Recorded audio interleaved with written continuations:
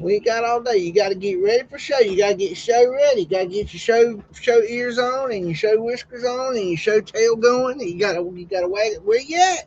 Come on, time for show. Hop to it. Better tighten up. Tighten right on up. You got to get ready for show. You got to get ready. I ain't got time for this big old action. We got to be ready for show. It's almost showtime. Don't you want to do show? Huh? Well, I ain't got time for it. I got to do the show. I'm gonna do the show without you because you ain't gonna. I'll just eat the dog biscuits by myself. They'll be delicious. I love dog biscuits. Eating dog biscuits. Where you going? You biscuit runner. You biscuit runner. You. Okay. Well, let's get on up here. Okay. All right. Well, at least say hello. Say hello. Say hello, everybody. It's Muddin and Beags, episode 53. We're alive. We're gonna do Sunday night live stream. Gonna do some old worlds. Get muddy floody action. Hope everybody's doing all right tonight. We is live in the show here, and we got ready to go. So we are ready. I think we're about ready to go. Little show note. This past week, I did jumped on a live stream with a channel by the name of Allie Top Files, and I did a little bit of live stream with her, going over some of the Charlie Kirk information. I didn't present anything, so it's kind of a layman's version of it. So that can be found on my comment section. You can find a link to that, Allie Top Files. I believe she's live right now, if I'm not mistaken. But go over there and check her out. Her and her husband are doing a true crime type of YouTube channel, but they're going over the Charlie Kirk, and I'm making some little bit of progress with the Charlie Kirk EMT story. I'm working really hard behind the scenes trying to get that story out, and because I'm getting a little bit of traction now because of the trial stuff coming around. But still, the big names do not know about the Charlie Kirk EMT story. If they do say anything about it, they are brushing up against it, saying, "Oh yeah, there was EMTs there," and they're walking away from it. They're not putting two and two together with how important the story is. So I'm trying to help them see, but it's very difficult. I'm such a little channel, and I'm screaming top of my lungs, but it's very difficult to get that out. How you doing, Miss Hippie? Hello, Tommy Rogers. What's going on, Siggy? Hello, Bradley. Let's go ahead and get rid of the pleasantries, and we'll be right back. You think you know me? You think you know my struggles, my pain, my journey? Let me tell you something. Don't judge me by what you see or hear. I didn't walk this path to impress anyone. People love to point fingers, to act like they know everything. They don't know my story. You don't know what I had to sacrifice. Because everything I've become was built from battles you never saw.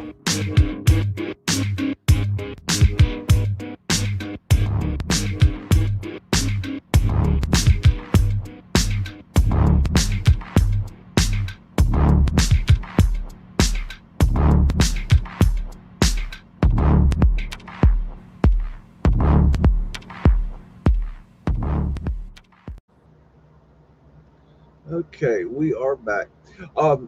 This was kind of funny when I joined. If you go back and if you do watch the Alley Top Files stream that I was on, and you read the chats, when I join the show, people start looking up my channel, and they start coming back. He's a flat earther. He's a mudflooder, and like, you know, it was just really funny to me because it's like, first off, obviously you're showing your ignorance that you haven't done any research and you don't know anything about that, and so you look stupid that way.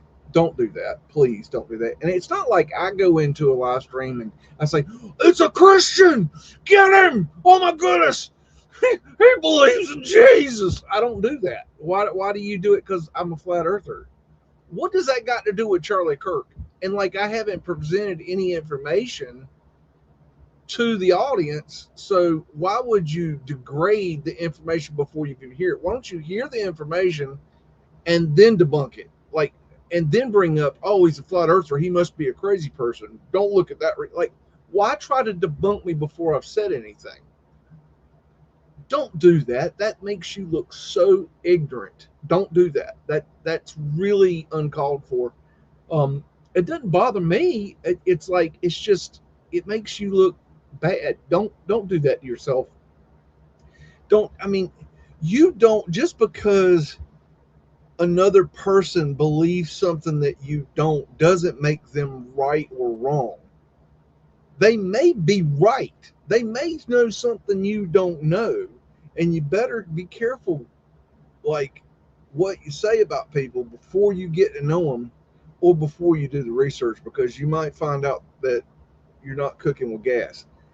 So, anyways, that just made me laugh when I saw that, because it was just like, that's just crazy. That you would judge somebody before. Like, I'm on there for Charlie Kirk research. I haven't said anything about what I do, like, on my channel. I just was there to present Charlie Kirk research.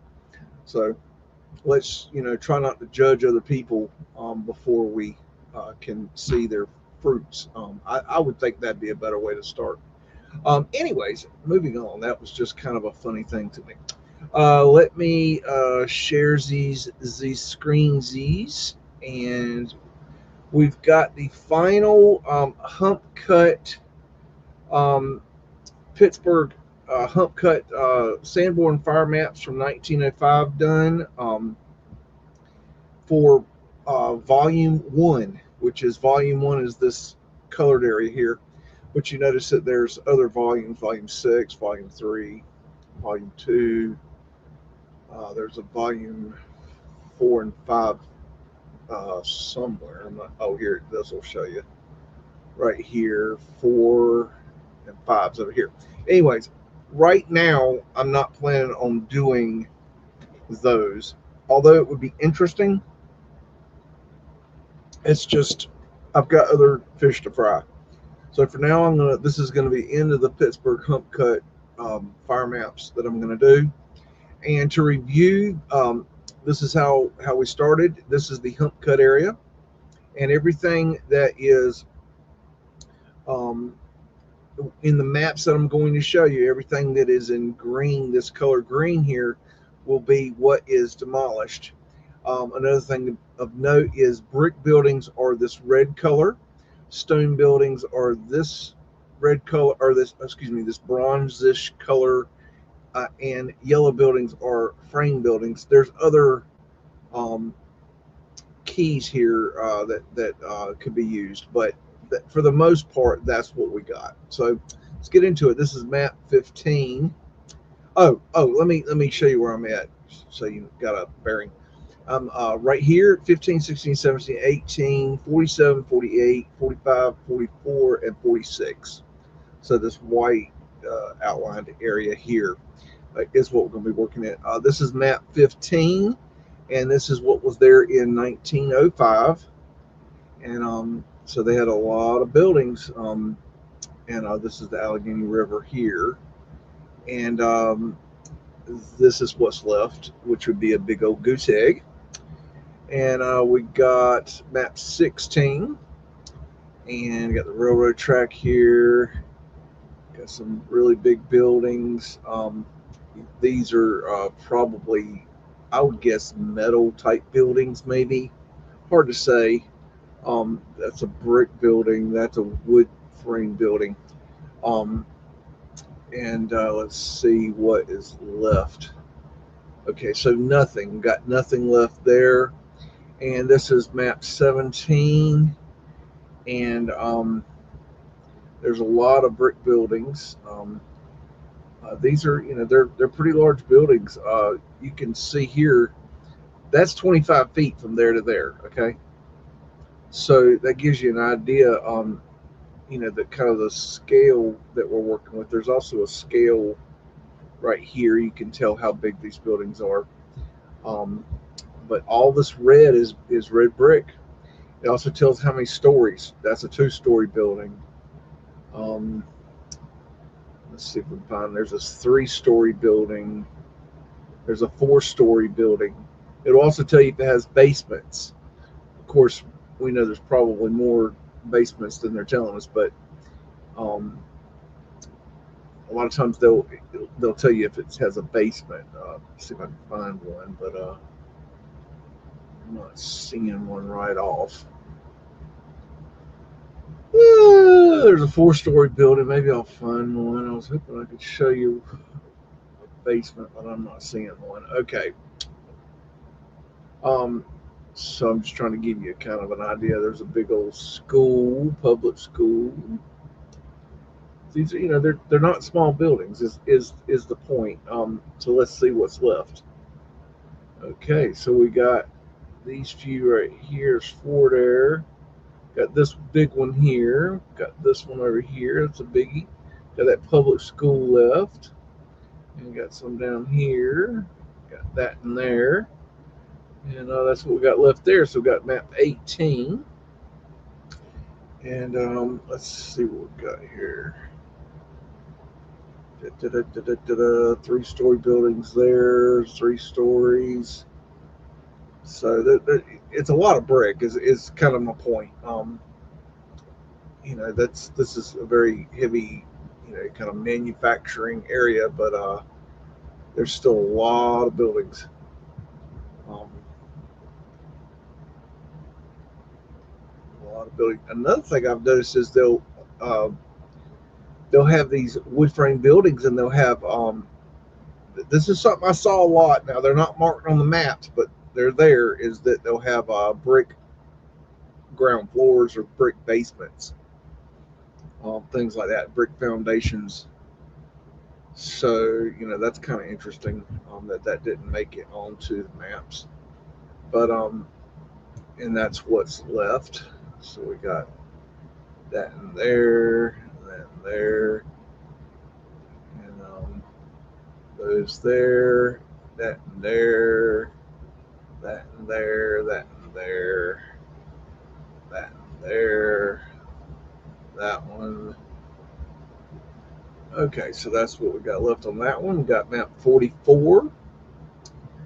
And this is a massive church right here, and this is a really cool old sisters dwelling and school, and this is not here anymore, I remember.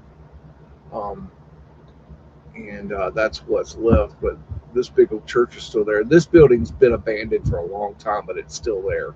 This is a really cool building right here, matter of fact. This was a cool building.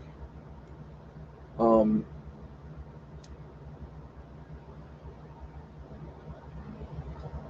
this was a weird one. This one it shows it as a wood frame building, but it's a brick building. So I don't know. Sometimes you're a little bit confused because it's in the exact spot, but it's brick now, and it's like, did they tear it down and rebuild on the same foundation, or what's going on there? I don't know. But when I have a question like that, I'll leave it because it looks old. I'm willing to give it the benefit of the doubt, but like I said, these maps aren't going to be 100% accurate. I'm pretty accurate, but I would say my accuracy is probably 95%. But let's give it a 5% grade of, there could be things that I said were demolished and weren't, or things that were demolished and I said that they weren't. Because it can be very difficult when you do this. But I worked really hard to get this right, so I feel pretty confident in what I've done. 46, map 46. You got this big old sucker here. I believe this is gone now, if I'm not mistaken. Got a lot of dwellings here, and there's a lot of weirdness on these maps. Like this looks like just a flat road, but it's not. There's a lot of hills in here, and like it was really gnarly doing maps like this, really bad. And that's what's left. Yeah, that big old building got gone. Got quite a few left on this one. Pretty amazing. Um, so that's pretty cool. This is map 47. And got some bricks down here. Got some train stuff. Pittsburgh Foundry machine. Got some pretty big brick there. Let's see what's left. Okay, so everything up top's gone. Got some houses down here and got quite a few left here. So that's a winner. This is map 48. And we've got a half of a roundhouse here. It's used for storage in 1905. So in 1905, they quit using this. Like, I mean, that's where we're at. You know, that's, I mean, a roundhouse was important. So, like, for them to just say, oh, no, we don't need that. Just throw the, mops in there. No big deal. It says something. Ward Mackey Baker. So this was a stone building. So let's see what's left. Oh, okay. So all that's gone and all that's gone, and we've got a few of these houses down here left. So we saved a few. That's good. So that's the end of the Sanborn maps, and I will be putting together a video to present all of it in one shot. I got to figure out how to do that properly. And I was talking to Streets Tartaria the other day, and he was saying that that I need to figure out a way to show you how I did this, because I can't show you how I did it live, and I can't record it and then show you. I have to almost. I think I'm going to have to do it piece by piece. I can only do a little bit because it's so. You have to share, stop share screen, share a different screen, stop share screen, share a different, and it's like I will continually be like every 10 seconds switching screens. It wouldn't work, because when I'm changing, when I'm looking at these things, I'm doing a lot of screen changes. I would show you this live if I could, but it would drive me absolutely batty, and I don't think you want that. Another thing is that contacted. I'm trying to get in touch with the Pittsburgh University of Pittsburgh library system, and right now the going rate for a digital download of every single one of the 458 Pittsburgh Hump cut digital TIFF images, the price is $11,450. So I'm gonna have to sell a little bit of sweet ass or talk them down on that price, and I'm in the process of trying to figure that out. I don't know if it's gonna be possible, but um, I'm trying to find a way around it. They want $25 an image for a download. So I told them they're basically crazy, and that most digital download archives are free, and willing to pay something, but I'm not willing to pay no $11,450. That's just not gonna that's not gonna happen. I would love to have all 46,000, because there's a lot more great images there that I'd like to look at, but that's just not going to happen. I don't think. So, anyways, I'm working on that. Hello, Lizzo. I'm working on that, and I'm trying to figure that out, because the idea is it would be nice to have a copy of the real deal, because everything I've shown you has not been, except for when we did it live, has not been the full image in in high definition. It's not been it's been much lower resolution, because we have to look at a little piece at a time. If you remember how we did that. But anyways, I'm trying to obtain them, but it's a very expensive thing. Okay, I wanted to share something else with you all. Let's see. So let me get my doodadded. Okay, doodadded. Okay, so um, we got in the Sandboard Fireman says I was going through. I ran across this building, and I just felt like it was a really interesting example of an old worlder and kind of how they manipulated it and how they kind of hide the truth in plain sight and how this it's just a weird kind of an anomaly how they got around the problem. And I'll show you what I mean. If you look at the front of this building, okay, you got the front door here, and you got this weird concrete block, on the front of it. I'm sure you've seen these before. And you got these big windows here, okay, and it doesn't look weird. And you look up here, and you don't see anything weird there. You don't see nothing strange. I mean, the roof's got a little bit of detail. Okay, no big deal, right? Well, when you go around the corner, it's a little bit different story. And what we have is we have mudflood windows all the way down. Okay, and on the sides we've got mudflood windows. Okay, or excuse me, our arch windows. Now these up here quite possibly were changed. Um, and let me run around the corner here and go to the back. See, there's a mudflood. But aren't towards. There's a mudflood window there, and there's another one there, and you can get a better view there.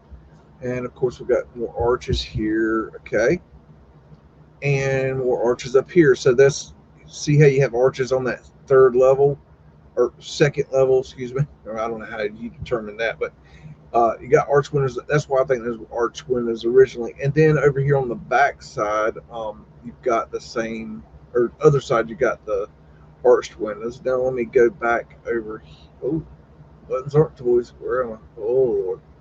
Okay, let me give you another look at that. Okay.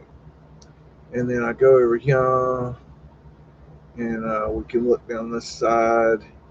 And you got mudflood windows there and there. You can't see the rest of it, even if you. I'm pretty sure even if you go to another time frame, but we might get lucky now because they got this stored stuff here. Oh, you can see one more there. There's another mudflood window. Okay, so you got the point. But here's the kind of the strange anomaly thing I want to point out, and this just to help you guys see the manipulation that they do. Okay, if we've got mudflood windows here, okay, we know that there's a floor right here. Okay, so that means that these windows here are on the floor. Okay, and then there'd be another floor probably right here where this line is, right across the top of that metal awning there, or metal. Let's call it a transom. It's not a transom, but let's call it a transom. And so the first floor is from the bottom of this window to the top of this sign here. Okay, so dollars to donuts, you walk in that door. Let's see if we can even see it. I doubt it, but oh, let's get a little bit closer. See if we can see any stairs in there. I doubt it, but no, they're not unless it. Okay, so I'm betting there's stairs. When you walk in this, you walk upstairs onto the first floor. So that means that there's a floor below here, and so it's very deceiving because on the outside, if you're just normal and you're looking at this, it doesn't red flag you in any way, shape, or form, and so it looks pretty normal. And then you walk in and you walk upstairs and you don't think much about it. But to a mud flooder, okay, that's us, the tinfoil hat wearing son bitches. That's us. So he's a flat earther. He's a mudflooder. Good grief. Don't believe a word he says. Okay, well, whatever. But I'm pointing this anomaly out that why would you build some shit like that? You follow?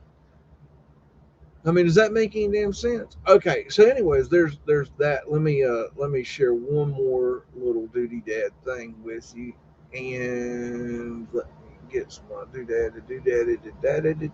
Okay, and so um, this is the sign that's outside that building. I just thought it was interesting. Charles Martin Hall, 1863 to 1914. Hall's invention of the electromagnetic manufacture of aluminum was first applied to commercial production in 1888 by the Pittsburgh Reproduction Company, which later became Alcoa. This process developed here made the commercial use of aluminum possible. So that's basically the building in which they came up with this process. So um, that's cool. I didn't, so an interesting little tidbit that I tripped over as I was looking. So I thought that was interesting. And y'all probably think I'm a, mud flutter. He's a mud flutter. He's a flat earther. Yes, I'm a flat earther. Okay. Here, I heard an interesting question the other day, and I'll put this in the. Y'all can put in the chat what you think. Um, what your version is. Okay, so I heard the question. What was the thing that you learned about when you were waking up that that made you mad that you fell for it? And I was like, that's a great question. So that's what I'm asking you. What is what is the one thing, or what are a couple things that when you woke up made you mad that you actually fell for those those psyops, so to speak? And I was thinking about some of the ones that frustrated me was that I fell for 9/11. That I believe that you know 19 towheads, being commanded by a dude with a walkie-talkie in a cave in Afghanistan, carried out a attack on the American soil, and um, that whole business is a load of hooey, and so I was frustrated that I fell for that. I was frustrated that with myself for falling for the moon landing hoax, because um, it's so obvious when you look at it that it's a bunch of bullshit. Whether you believe in flat Earth or globe Earth or whatever, like falling for the moon hoax is a whole level of stupid. Um, I mean, they did it. They just did it right in front of our face. It's like, yeah, let's call the moon. We got we got the picture of the moon in the background. I mean, it's like just stupid stuff. Like, oh, we got the spacesuit is bigger than the door opening, and we've got the paper thin, covering on the lunar module. And it's like, who's taking the film of the lunar module taking off, and how did it get? Like, it's just stupid. Okay, that was another one. Um, of course, falling for round Earth globe model. Once you look down that rabbit hole and try to debunk it, and that's the best way to do it. That's the best way to wake up to flat Earth is to try to debunk flat Earth. I challenge anybody to do that, because that's what I tried to do, and you don't get very far when you actually start thinking about, just look at the facts of the globe Earth. Like, when you start looking at the facts and putting all that together, it's like, oh, okay, yeah, that's stupid. So, anyways, but that's neither here nor there. But I just thought it was an interesting question. Is that what was it that that aggravated you the most or pissed you off that when you awakened, that you fell for that thing, like, because it's that's a good question to ask yourself, because we all fell for it, I guess, is the point of the exercise. None of us didn't fall for something, and most of us fell for it all. So what is the um, what did you fall for? or what do you? I mean, we fell for it all, but like, what was the thing that like you were like, damn, how did I fall for that? Like that, like, come on. Um, let's see. You're looking for the door number on that building, Lizzo.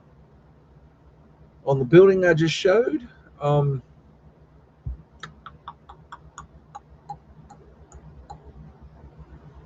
I hope that's what the question was. 3201 Smallman Street in Pittsburgh. 3201. Hope that answered the question there. Alrighty. Let's see. I'm just reading some of your questions.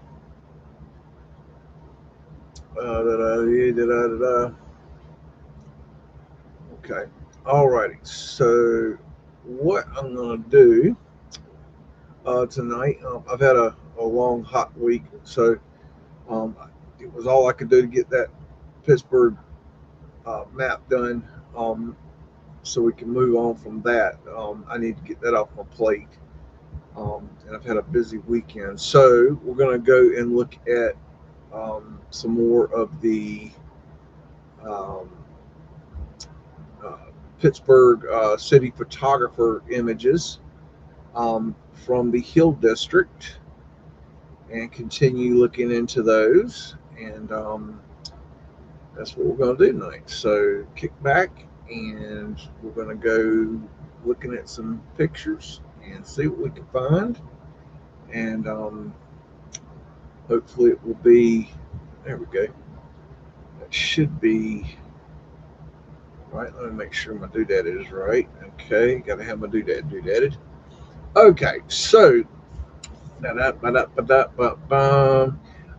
again, 90% of what you're going to see is um, demolished. This is 1915 George Winson and Company Carpet Wholesale Warehouses. Okay.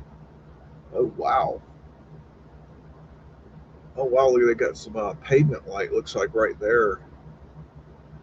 It's hard to see, but that's a metal framed pavement light to be lit. That wording is so weird to me. Look at that detail right there. There's Oswald. Okay. Got a sash across the cartouche here. Ooh, that's pretty. Very nice. Ooh. Oh my. A lot of detail on that one. My goodness. And unfortunately, I can't download these. They literally want this archive wants $25 to download this image. $25. Now, that's crazy. I can't even imagine in what universe you could think that charging $25 to download a damn image makes any sense. I mean, talk about gatekeeping. I mean, that's just ridiculous. But that's what they want. I'm trying to talk to them. I'm waiting on a response back. I sent them a nicely strongly worded letter. Um, so we'll see. Not a mean letter, but just basically, you know, laying it out. Look, I'd like these pictures, but I'm not willing to pay $11,000. Y'all can kiss both sides of my ass because there ain't no damn way. Y'all gone crazy off your damn rockers. But we'll see. We'll see. Maybe they'll come back with another offer. Maybe I don't know. We'll see. And we'll see what I can do. Penn Avenue. This is 1915. Hey, Kathy Brock, what's going on, young lady? And we're over here looking at these Pittsburgh pictures again. Going back to Pittsburgh. Fan.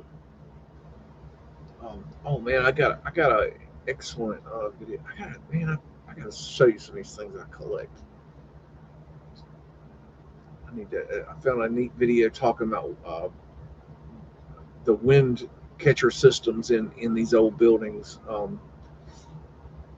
Pretty interesting stuff. I haven't I can't show it to you. I haven't run it through the copyright thing yet. I got to do that because a lot of these assholes like to copyright, try to share their stuff, and they want to copyright you. So I don't know what that's about. Everybody wants their nut. They want to make that money. I tell you what, I've been been working on this Charlie Kirk thing, and I have not. This is Robinson Federal 1911. I cannot tell you, if I had a dollar for every time I've heard the term Christ is King in the last week, I'd be a millionaire. I mean, it is. I can't. It's just too much.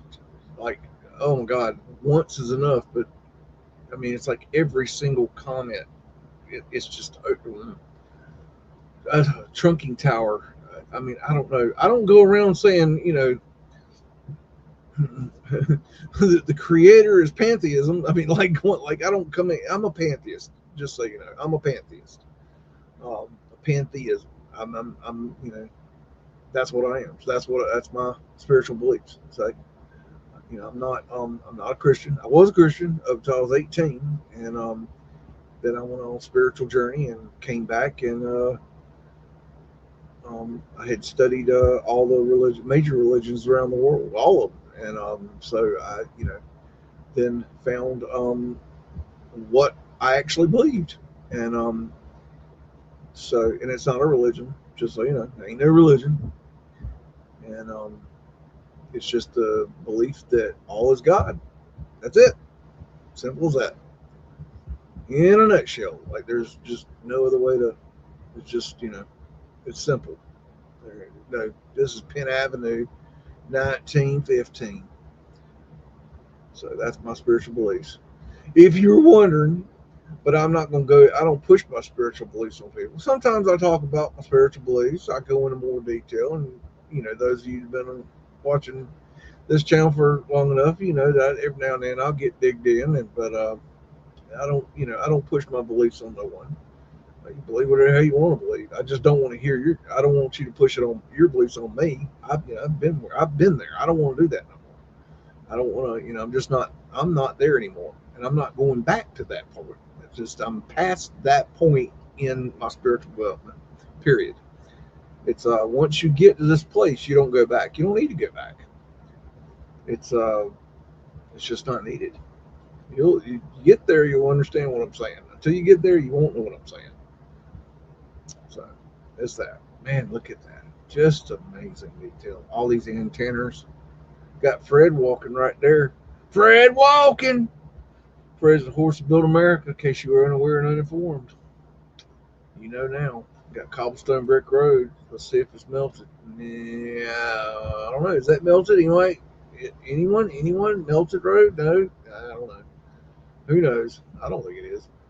Okay, that's hump cut. We don't want humps to cut. This is 1913 Wabash Avenue. Alrighty. And we just never know. This is like a box of chocolates. You never know what you're going to get. You really don't, because I have no idea. Look at them big old Pittsburgh mountains there. Look at those Mudflood winters right there. Some of them there. And alrighty, just booking along. Finished paving Federal Street, 1911. Federal Street.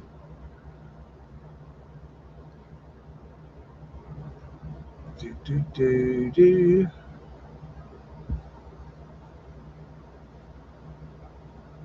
that a rooster?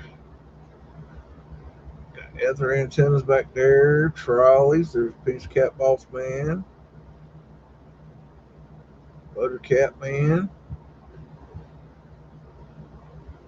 Ooh, look at that detail. That's Perte. Rialto. You know, it's interesting, the word Rialto. You see, like, usually it's a theater, Rialto Theater. I wonder where that terminology comes from, Rialto. What's the Rialto thing? Like, you see a lot of these things over and over and over again, like Acme. You know, it's like, why are these certain names? Reliance Street, 1911. Old bricks here in case you need some of them old things. Yeah, oh yeah. Let's see here. There's a trunking tower for communications. Trolley. Takes the dust of none. All right.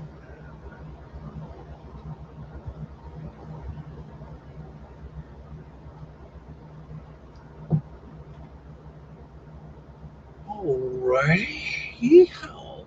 Got an arc light. Another one right there. It's interesting how those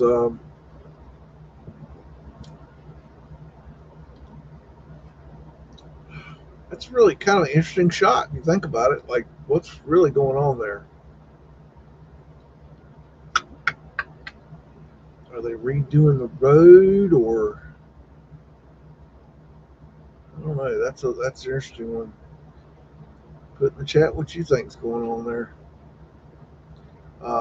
Federal Street, 1913. Hello, Miss Virginia. How are you this evening? We're back at it again. Got some clams and oysters.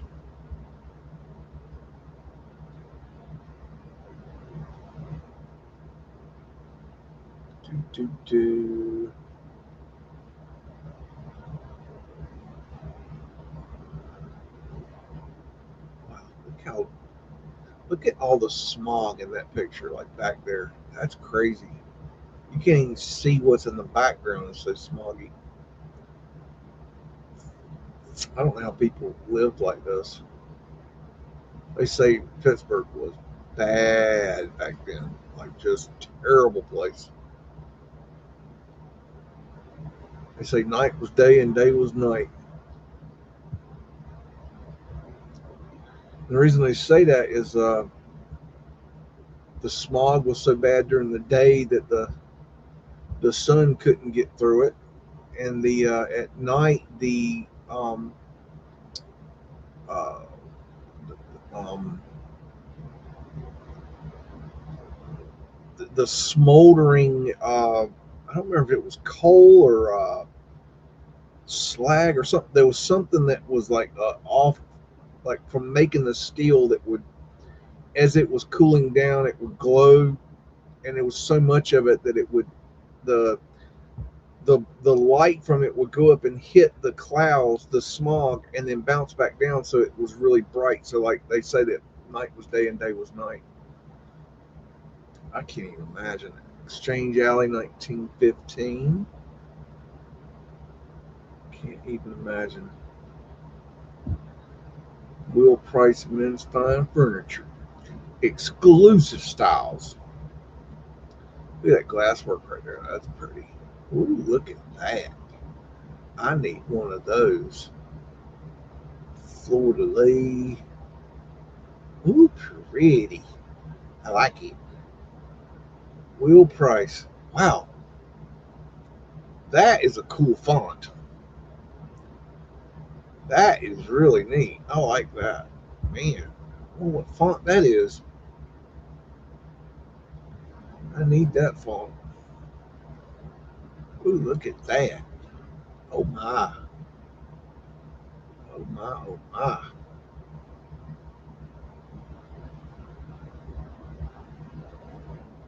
See that crank right there? That's so they can open the window, the transom window there.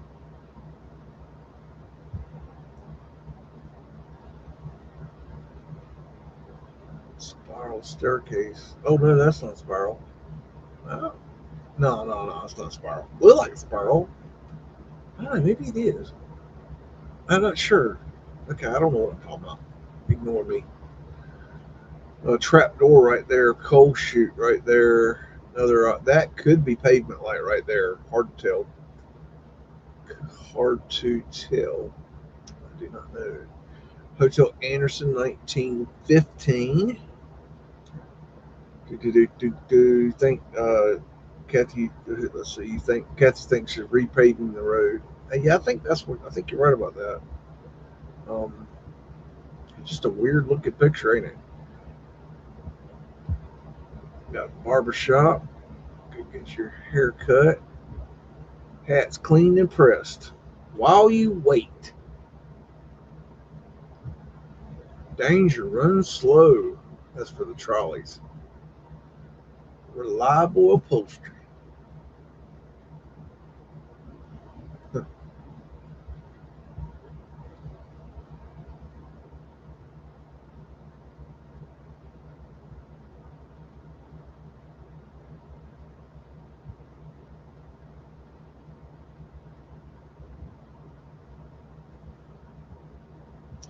What's going on there?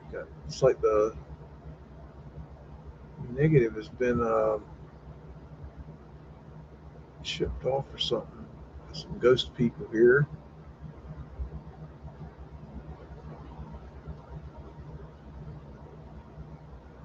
There's a spiral staircase.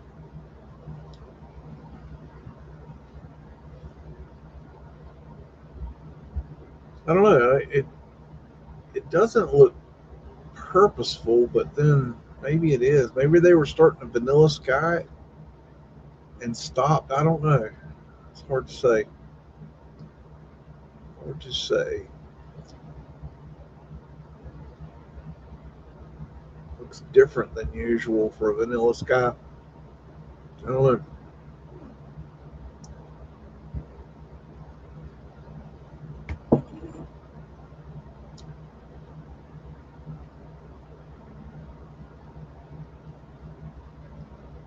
All right. River Avenue, 1912. Let's see what we can find. Might be a one Mudflood winner there, another one there. Looks like maybe. There's Fred and Fred, the Fred twins.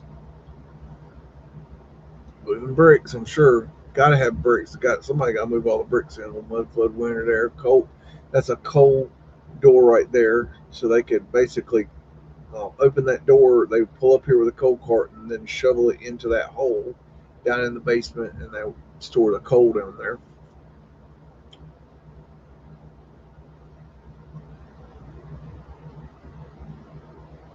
Reliance and Balk of 1911. Got a bunch of Mudflood winners across there. Got Boss Man shaking this kid down for some money. Dun, dun, dun, dun. Trunking tower right there. You can get a good look at that. Got an arc light.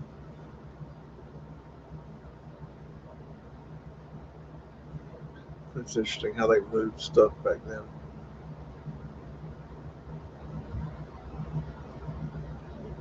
Mudflood windows there.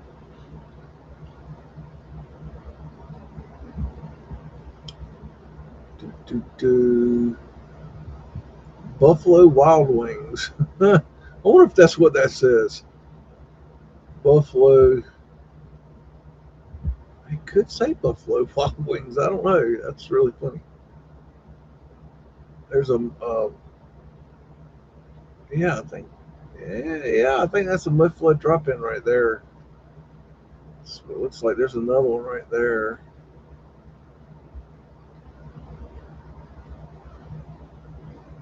That reminds me, I was going to show you something else, but I forgot to show you. Exchange Alley, 1915. I hope you all are enjoying these wonderful images provided by the University of Pittsburgh, which wants $25 an image to download these. And they can, you know, lick my foot. I no way in hell $25 is worth any amount to do the download of this. I'm sorry. I would love to have the downloads of these. I really would, but $25 a pop is insanity. I mean, I don't know. What's it? 46,000. I'll give you a penny each. 2 pennies. What? I mean, you know, Mudflood, Winter there. Another one right there. I don't know. I mean, it's just crazy talk. Well, that is something that I've not seen before. Those are shoring. Um, those logs there are shoring that building up. I do believe they must have been having trouble with worrying about it having trouble. I don't know, shifting or something. Interesting. Federal Street 1915.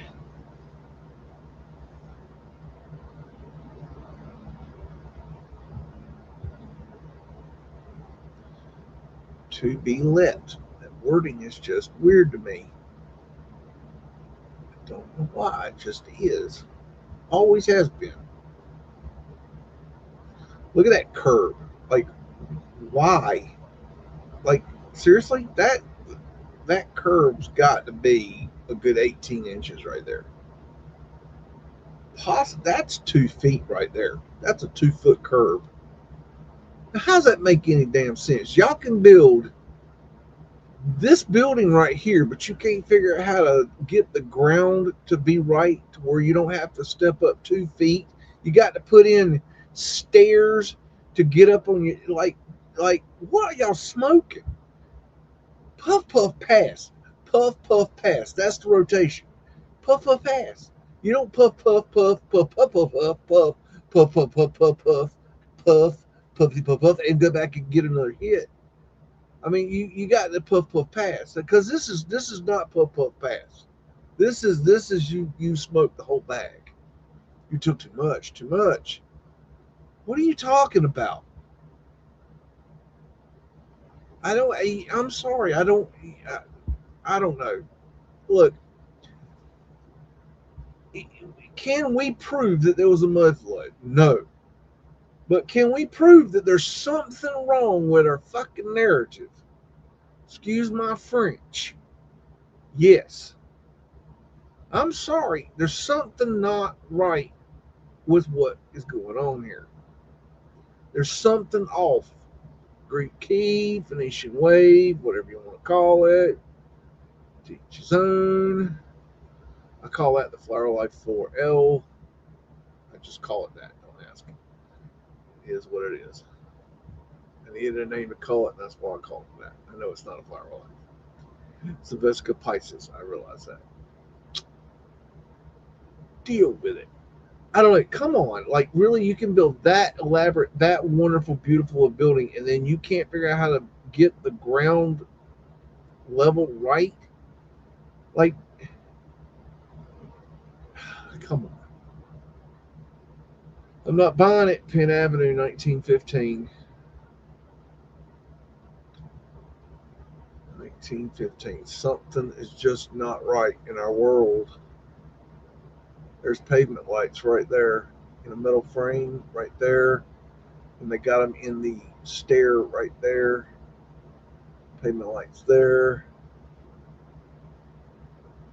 There's can't tell the rest.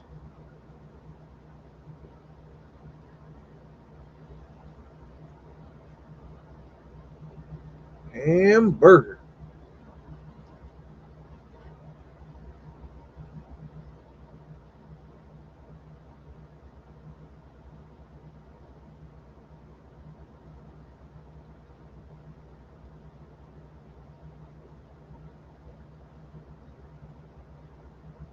Trolley there.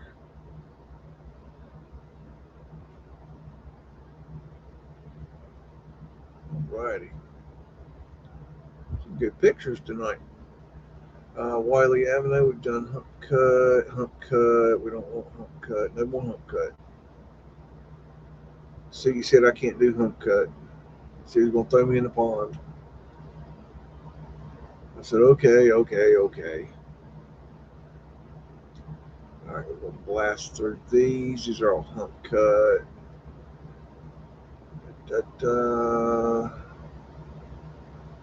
Next page. While that's doing that, let me I want to share with you something that I saw today when I was doing that. Let me see here.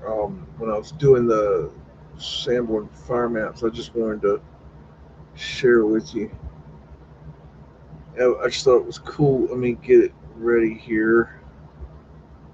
I gotta find it, so bear with me just a second. Fine people. Ooh, that's pretty. Sorry. Hold on, let me share with you what I'm looking at. That way, you're like, we can't see anything. Oh wait. Oh, I was sharing the screen. What?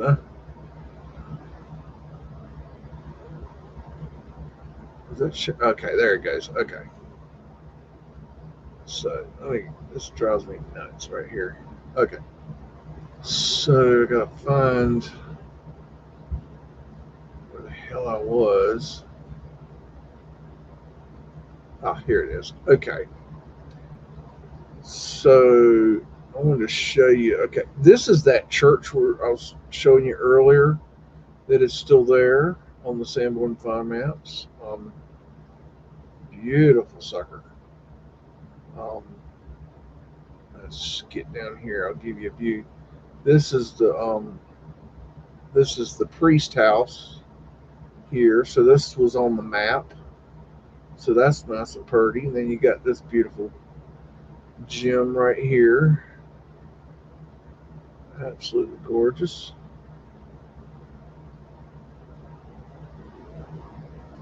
And better view of it. There's Taurus fields up there. I love the contrast of the different colored bricks. And then you got stone and like it's just I don't know. I thought it was well done. But then they also had this one was really cool. Forget what this thing was. I forget what they called it. Anyways, you got. I noticed it has portholes on the side here, and then that what caught my eye. It was the other side. I'll show you that in a minute. So that's not what it was labeled on the map. It was labeled like dispensary or something. I forget what it's meant. Anyways, let me get out of that and then drop back in here. And this is what I was wanting to show you. Let me get right. Okay, here we go. So you got portholes that are still in use here. I thought that was just really cool. It's something you just don't see much anymore. And that just really caught my eye. Those are old wind catcher portholes. So that was neat. And then, I'll show you the back of this church while we're at it, because it had some, nice stuff back in the back too. Stained glass windows. Just kind of really cool. But then there was this here, and this has been abandoned a long time, but I just thought this was beautiful. This was on the map too. You got to see through all the oldness and the boarded up windows and the whatever, but it's still beautiful to me. Um, you can imagine in its heyday, it was a pretty thing, you know. Just look at that, just really cool. And she's in bad shape, but you can tell that at some point she was a real looker. Um, so, anyways, I just wanted to share that a little bit with you. Um, okay, let me get back out of that. I got to hold on. I got to somehow bear with me, folks. Um, I gotta do something here because I messed up. Misa messed up.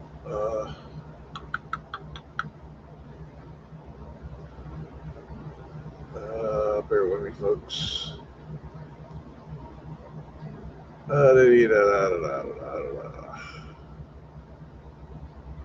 Okay, this should do it. Hopefully. I know how to get back. Okay. Alrighty, so we're back.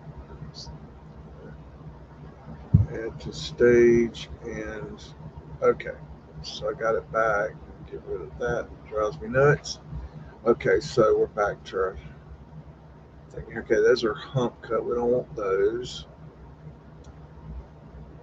We're focusing on hill district. That's hump cut. Oh, wait. Yeah, that's hump cut. There's something. This website is not coded very well, so it's really difficult. This is 9 Mile Run Browns Road in 1927. Woo! Buttons aren't toys. Okay. Check out that old car. Check out that light. That's cool.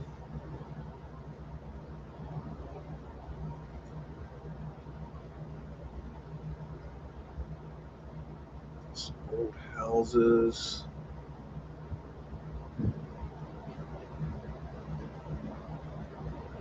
Okay. Let's keep going. Murray Avenue, 1937. Oh, wow, that's a beauty car. There's a trap door to an underground. There's a ventilation to the underground right there, and there, and there, and there's another trap door to the underground. More ventilation. That's pretty. Look at that. Man, I love old cars like that. That era. I don't know. Just cool to me. Iron City Beer. Let's see. Repaving 1909. Putting in new cobblestone bricks. And no, they're not belted. There's boss man back there in the background, making sure everything getting done right. Check out this little wall here. I think this type of wall here is old, like old. Let's see, progress of work 1911. Oh no, GT 1918 Mustangs up in here. Grab your wallets. Not watching. He's a squirrely one. Oh man. No, we like old GT. He's good, peoples. I'm not seeing what the hell's going on here. It's like a Fred convention. What the hell is that thing right now? What the hell is that? Some kind of weird etheric antenna. I don't know. That's wild looking. Okay. don't know. You be the judge of that one. 1913 Sailing Street. All right.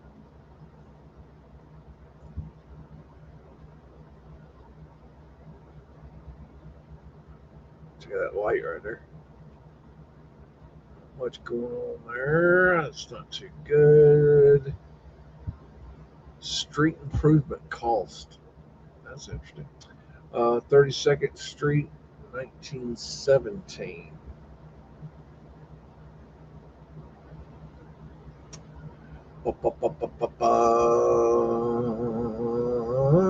Okay. What we got? We got Fred Twins, Houston Brothers Company.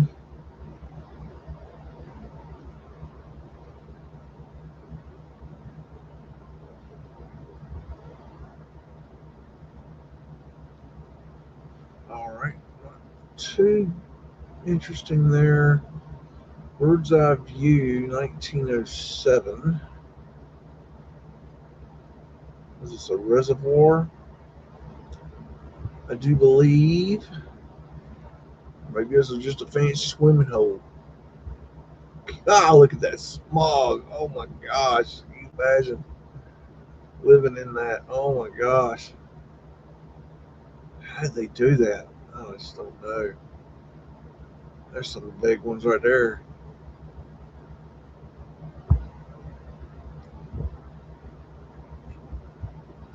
Pittsburgh is a very interesting place. I've seen some very interesting things doing this research here. 1915 West Liberty Avenue.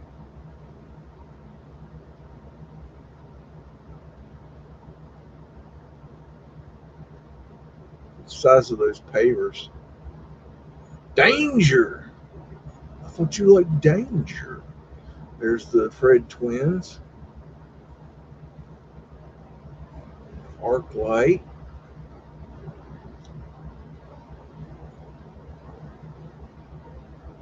Okie dokie. Federal and Laycock, 1911. Ah, guns aren't toys. Alrighty. Arc Light. I want to say, oh gosh, that one's hard to read. I don't know. Hard to read that clock. I don't know. I can't give you a determination there. I mean, clocks are expensive, but you know, pretty interested in what those numbers are now. Look at that, just the stonework there. Just the facades are just beautiful. Like, why can't we do? Our environment now looks like there's a chop suey. It looks like just a wasteland of crap. Iron City Plumbing Company, 1915. Oh, this is nice. I like it. Ooh, that's pretty. Look at that wrought iron work. Mudflood windows. Mudflood drop in. Look at that ironwork. Oh my. Oh my. Oh my. Oh yeah. All right, calm down, y'all. Won't no Mudflood gasms on my show. This is G-rated show now. Well, maybe PG-13 ish, art ish sometimes. No Mudflood gasms now. I don't know Hank Pank going on here. Show you stuff that's too good. I don't want nobody break down and go get all kooky on me. I'm just saying. I find something too good in here. What in the pray hell is that? All right, put in chat what you think that is. What is that? I gotta hear this. I'm sorry, I got nothing. I mean, this looks like shutters. I can get behind that because we know they had shutters on a lot of the windows back then. But what you lose me at this thing. What is this thing going on here? Wow, this one is awesome. Good grief! What a great pic! All right, I got to save that one. I got to save is that one. That one's getting saved. That's awesome. Diamond Street, 1913. Oh, that's Hump Cut. We don't want that. We ain't got time for that. Nobody wants to look at Hump Cut. 1933 West Laycock Street. Y'all thought y'all gonna get some Hump Cut, didn't you? Yeah, I know. Yeah, I pulled a facet on you. That's all right.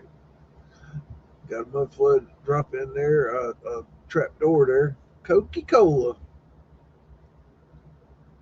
It's like going on a stream saying, he drinks Coca-Cola.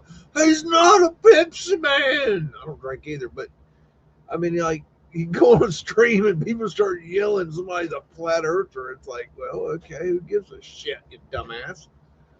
Like, what does that matter? What's that got to do with the prostate in China? But won't you, like, listen to my fruits first, and then, then you can talk crap. Like, at the very least, just, I don't know, just hear somebody out. You never know. I might have had the thing that'll break damn case, but you ain't even shut up long enough to hear it. You know what I'm saying? Of course, I do think I had something, McKinnon Pharmacy. What year is this? Hold on, let's see. 1915. Woo-wee. This negative has been through hell. Wow. Oh, my. Oh, my. Good gracious. Look at the Greek. Oh, look at swastikas. Swastika's very important symbol. Ignore all that Hitler shit. They were just trying to hide that symbol from you. It really kind of cracks me up that people don't understand the history of the swastika. They see it, they go, "Oh my God, it's a swastika!" Ah! They have no idea. Like, they just don't have any idea what it actually means. Let's say that one's a good one too. Why not? Okay, I tell you what, we're gonna have to take a yeah. You hear that? It's time for patrol break. So we're gonna go take a quick break. Y'all go get you some snacks or something, and we'll be back very shortly. Okay.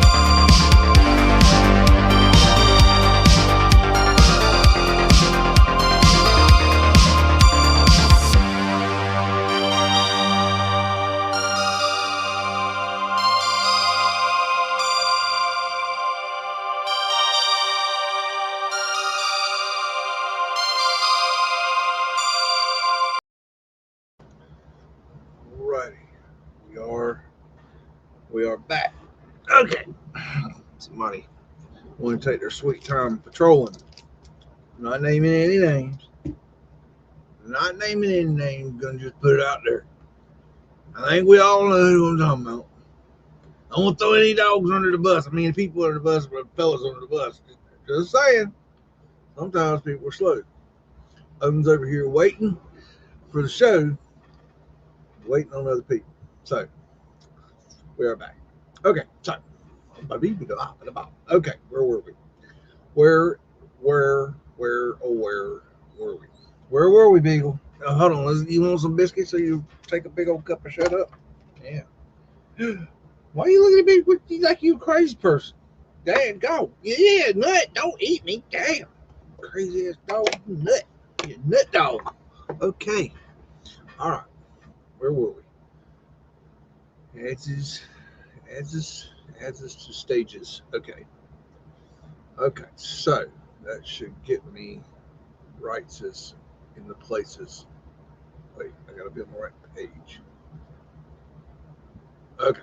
There we go. Okay, I got mine together. Let's see. Pittsburgh Sanatorium. Oh, this is a cool building. 1915, I believe it said.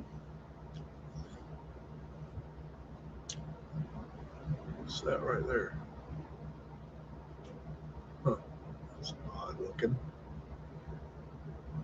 I don't know what that is. I don't know. Well, this is the Sanatorium, I guess. Yeah, there's the Sanatorium. Pretty interesting history about that building, I believe. It has wind catcher windows. Arc light. Donkey. Let's see. A heck of a building. All right, now you need to go on. I'll knock you out. We get a swig of hooch. Okay.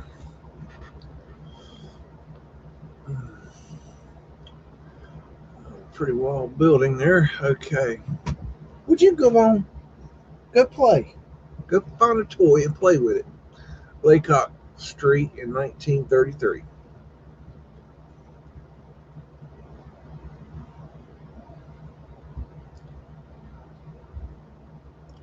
Fitting new plumbing. See, they're still doing this the same way they did in 1913. That's odd.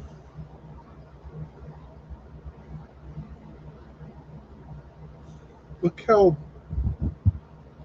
look how low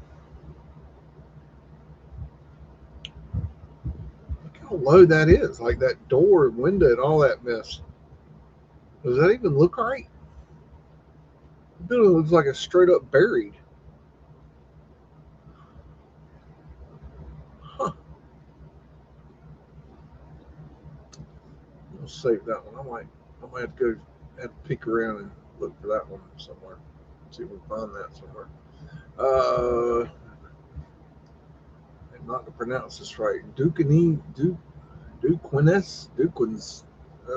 garage. I don't know. 1915. You see it, you read it. I don't know what it is. I'm not a wordsmith. Never was. Never have been. Never will be. And I don't care. It's not one of my goals in life. Exposition. I don't know what exposition that is. Horses for sale. All right. Anderson and Laycock, 1911.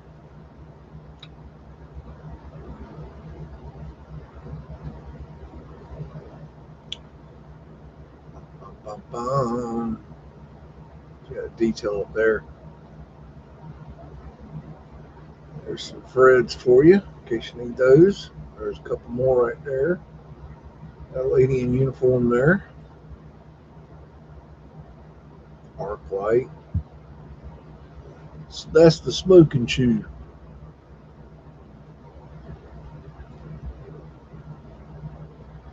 Mudflood windows. Oh, pretty awnings. I love a good awning. They really, really set the place off. They really, really set the tone for a place. Auditorium Hotel, 1915.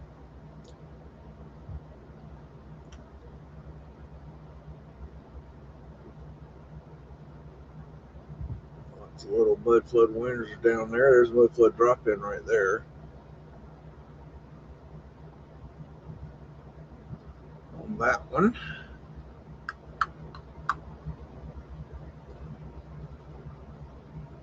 Mudflood window there.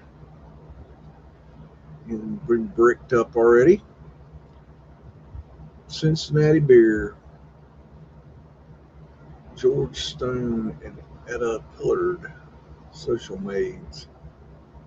There's a trap door to the underground bar cafe.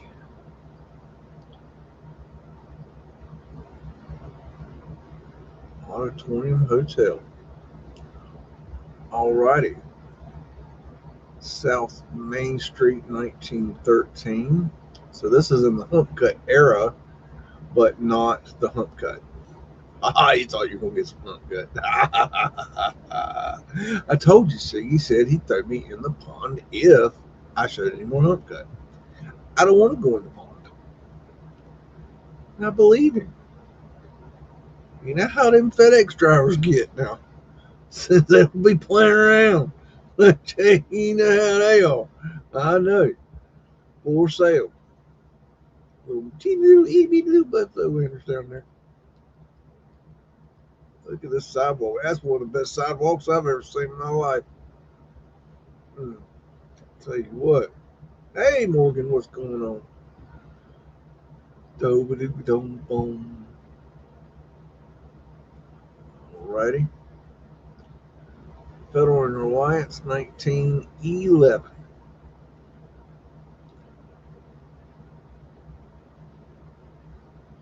So there's wild trolley tracks like C likes.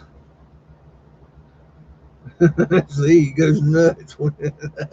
See, I told you. I'm probably giving Siggy PTSD bringing up FedEx. Like, ah, shut him up. Ooh, yeah, get that belly a zip code there, fella. Now that's a handlebar mustache. I don't know what this line is right here. It's odd.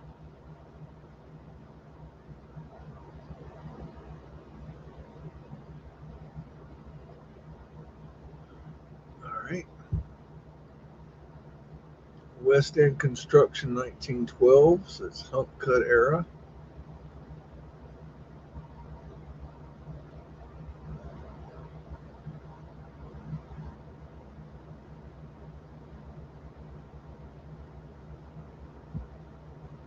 Some kind of steam machine with a shed roof over it. I don't know what they're doing. It's like something running on a track, like some kind of hoist or pulley system. I don't know what they're doing.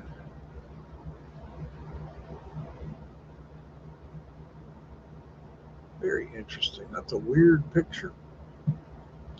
Gosh, I wish I could get these downloaded for free. All I ask is that they're free.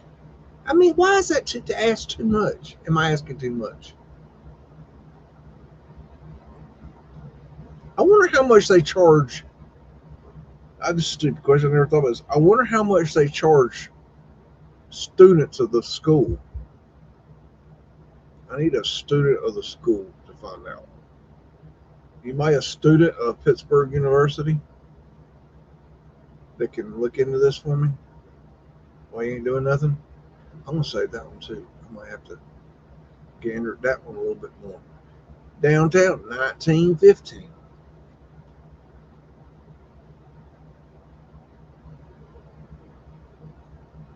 Really dark. Did y'all have a small problem there? Yeah, I think they did.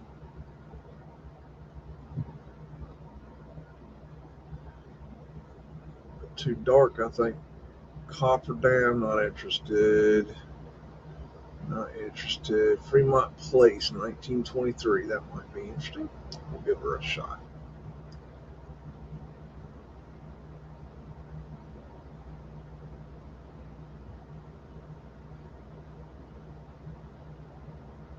Trolley down there. Okay, East Ohio Street Trolley Tracks, 1918. The old favorite.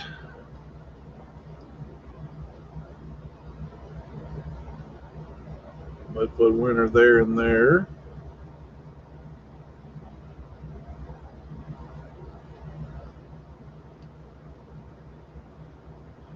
Etherphenial. You know, it's interesting. I mean, just something as simple as that, okay? If we built this today, would we put this feature, this retarded, yeah, I said it, retarded feature right here?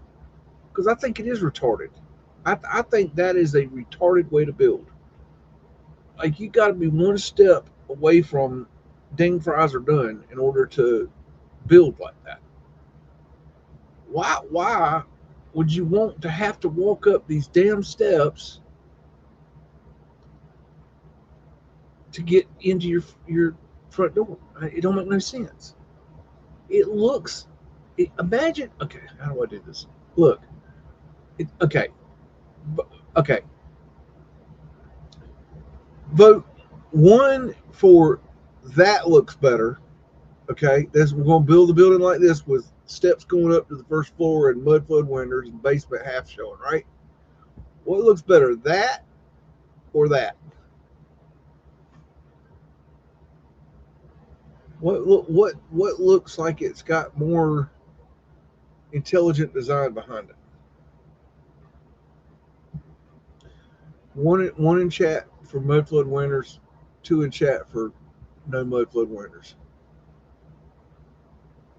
I mean, you know, everybody to each his own, but Alleytown Street Scene, 1921. The ground freezer's here too. I mean, they give you all these excuses. If you there's ways of getting around that. Like, why would you want cold air and water and snow to go into those windows? I mean, like right here, all that's going to do is collect water and snow and dust and dirt, and the cold air is going to blow under the house. I mean, you could still put it up off the ground, but not with it. And you don't have to put the windows there. It's the windows that just give it away as being stupid. It's like you can even do it where you have steps going up to it. But like, why would you want this feature? Like, it just doesn't. Like, architecturally, what does that do? Like, what looks more natural, that or that? I know it's not the best way to show it, but I don't know. It just doesn't make any sense. It's just like, do we build like that today? Okay, you're saying in Canada you would build like that. Now I can't I can't help you in Canada. In America, we don't build that way. We don't do that. I don't know what y'all got going on in Canada, but I can't speak for Canada. I don't know what the hell y'all got going on there. Y'all speak different languages up there. We got one language. We got official language, English. If you don't speak English, go on. Just go on back to China. We're done. Official language, English.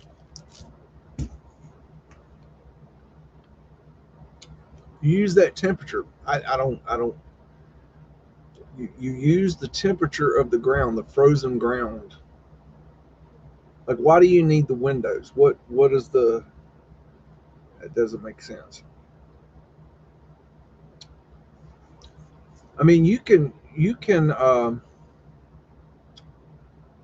do I explain this? You can get airflow like during the summer to cool your house, but you can do it with ventilation. You don't have to have the windows give light. What I mean, it just doesn't. Yes, I get the official stories that it gives light. I'm talking about.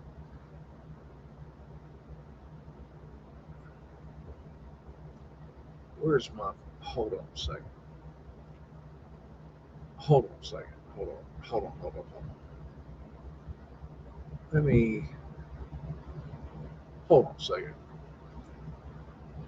Let me find something.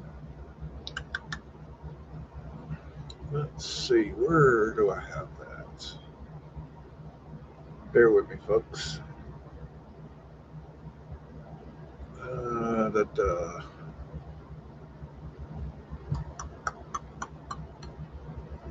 Where do I have it?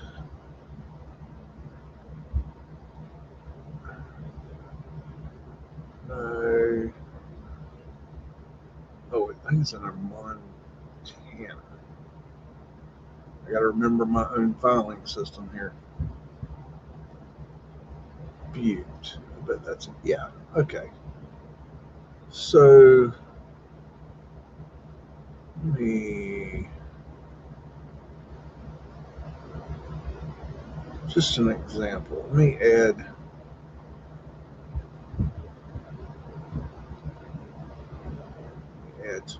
share screen here. Okay. So,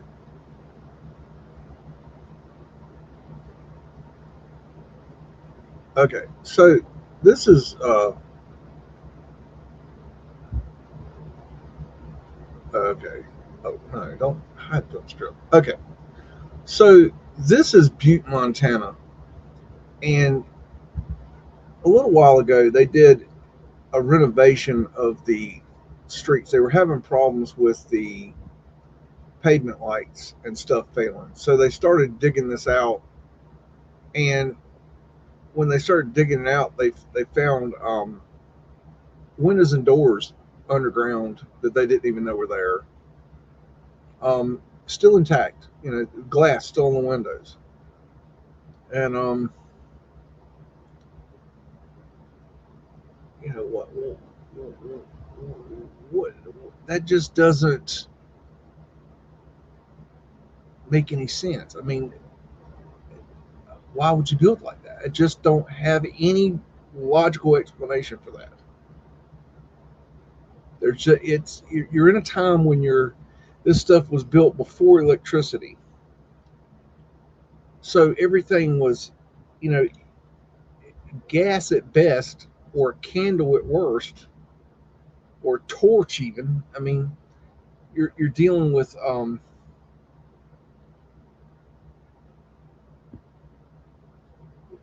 yes, yeah. Oh, good lord. Oh, that's video. Okay, here's when they're redoing it. Trying to find. There's a. This is what it looked like before they did it. It just didn't look like anything. Like right here. That's across the street.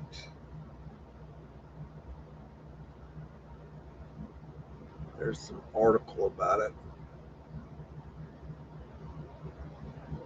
Some more article.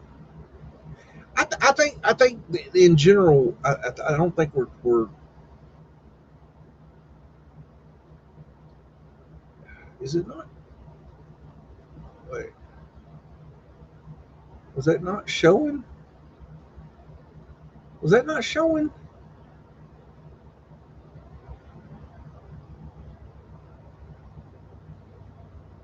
I hate StreamYard. I don't know if it was showing or not.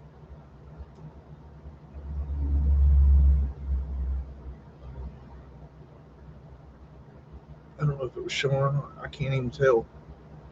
What the hell is this thing doing? No, it wasn't. See? Damn. StreamYard's such an asshole.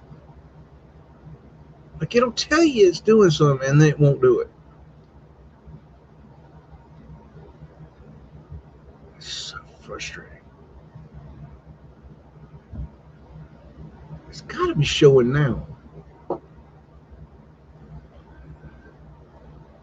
This is Butte, Montana. This is before they did it. Trying to find. Okay, this is after they did it. This is what they found when they opened that up. That area I was just showing you. And windows and doors. Detail on the front here. You got the areaway built out here. This was underground. That's the basic gist of it. But I'm trying to. Okay.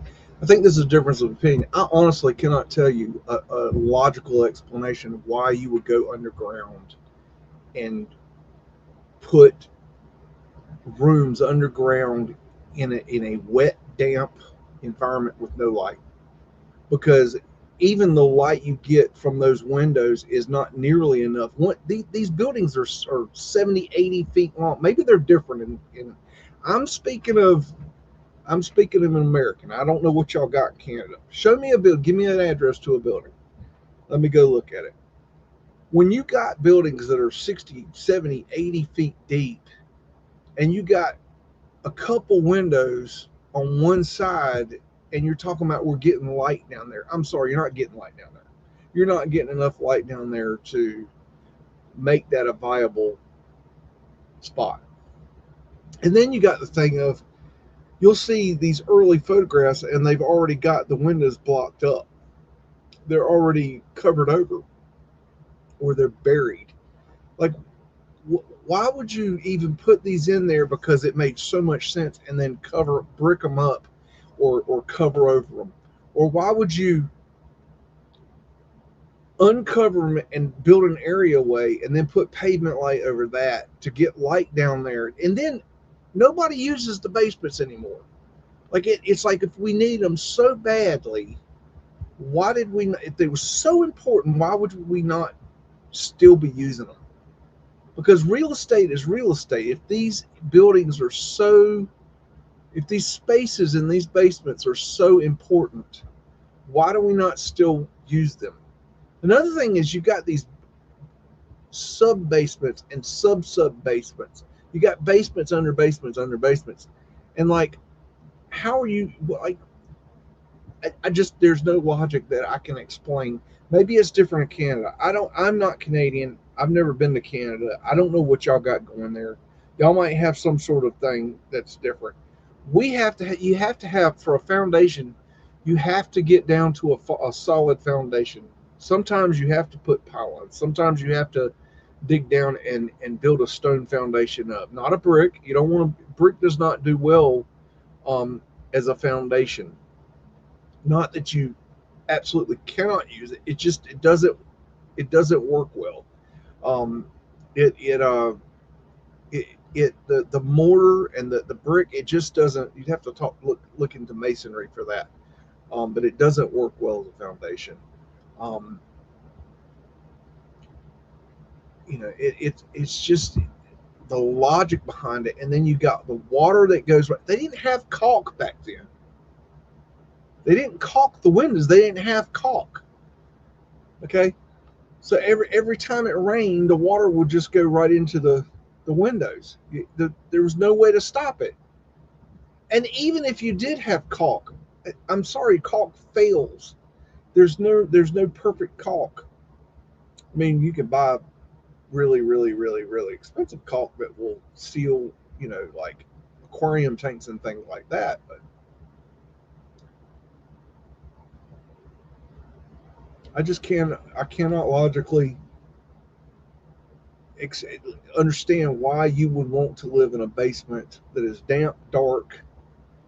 The airflow couldn't have been good. You're down there in yeah, it might be cooler during the summer. That's true. Um, but when you're down there in the summer, and even though you're getting cool air, maybe it's cooler in the summer, you've got to have gas lights or flame that's hot and heats you up. So it doesn't. The logic doesn't logic. And then you got the experience of just to throw this one out there in Raleigh, where my boss was demolishing a building, and he told me, I told him, I said, well, there'll be a basement under that building. He goes, no, there's no basement on the architectural plans. I said, well, there'll be a basement. And they cracked open the concrete floor and found a basement that had I think it was, I want to say 10 or 12 foot ceiling. And they dug that all the way down because they had to dig all the way. They were looking for they were trying to get down to the foundation. They got all the way down to the foundation, what they thought was foundation, and found another concrete floor. And then they found another basement underneath that was 17 feet deep. The first basement had a brick wall, so you don't use brick as a foundation, so that was uncovered. And then you get down to a stone foundation that was 17 feet deep, and they never found the bottom. They never found the bottom. It wasn't on the architectural plans. Nobody knew it was there.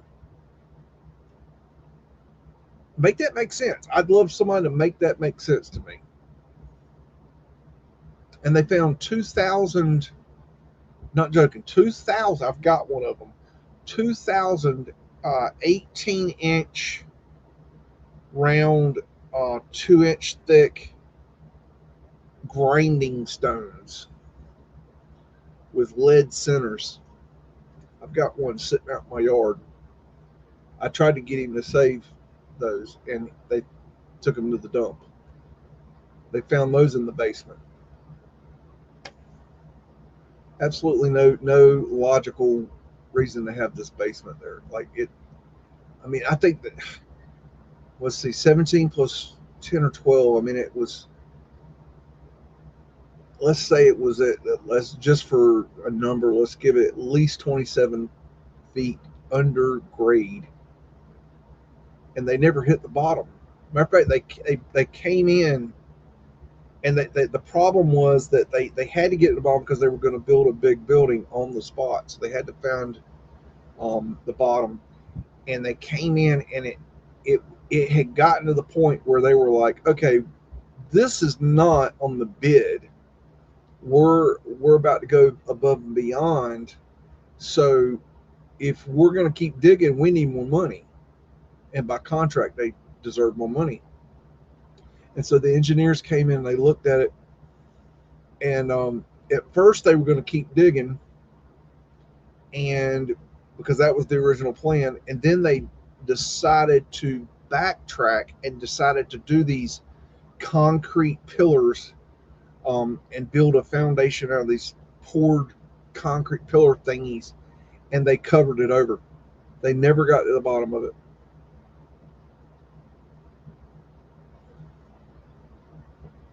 I'd love somebody to explain that to me. I don't have an explanation for that. But I don't, like I said, I don't know what y'all got going on in Canada. I'd like to see, send me an address so I can look at something. Explain to me what you got going on that's different there. And I mean, I'm willing to listen. I just don't, in my mind, I'm not seeing it. I mean, I know that there's a lot of different views on this thing. I can't logically see what the point would be. To me, that's my opinion. I don't see any point to that. I think that we have been told that. I think that's the official story, and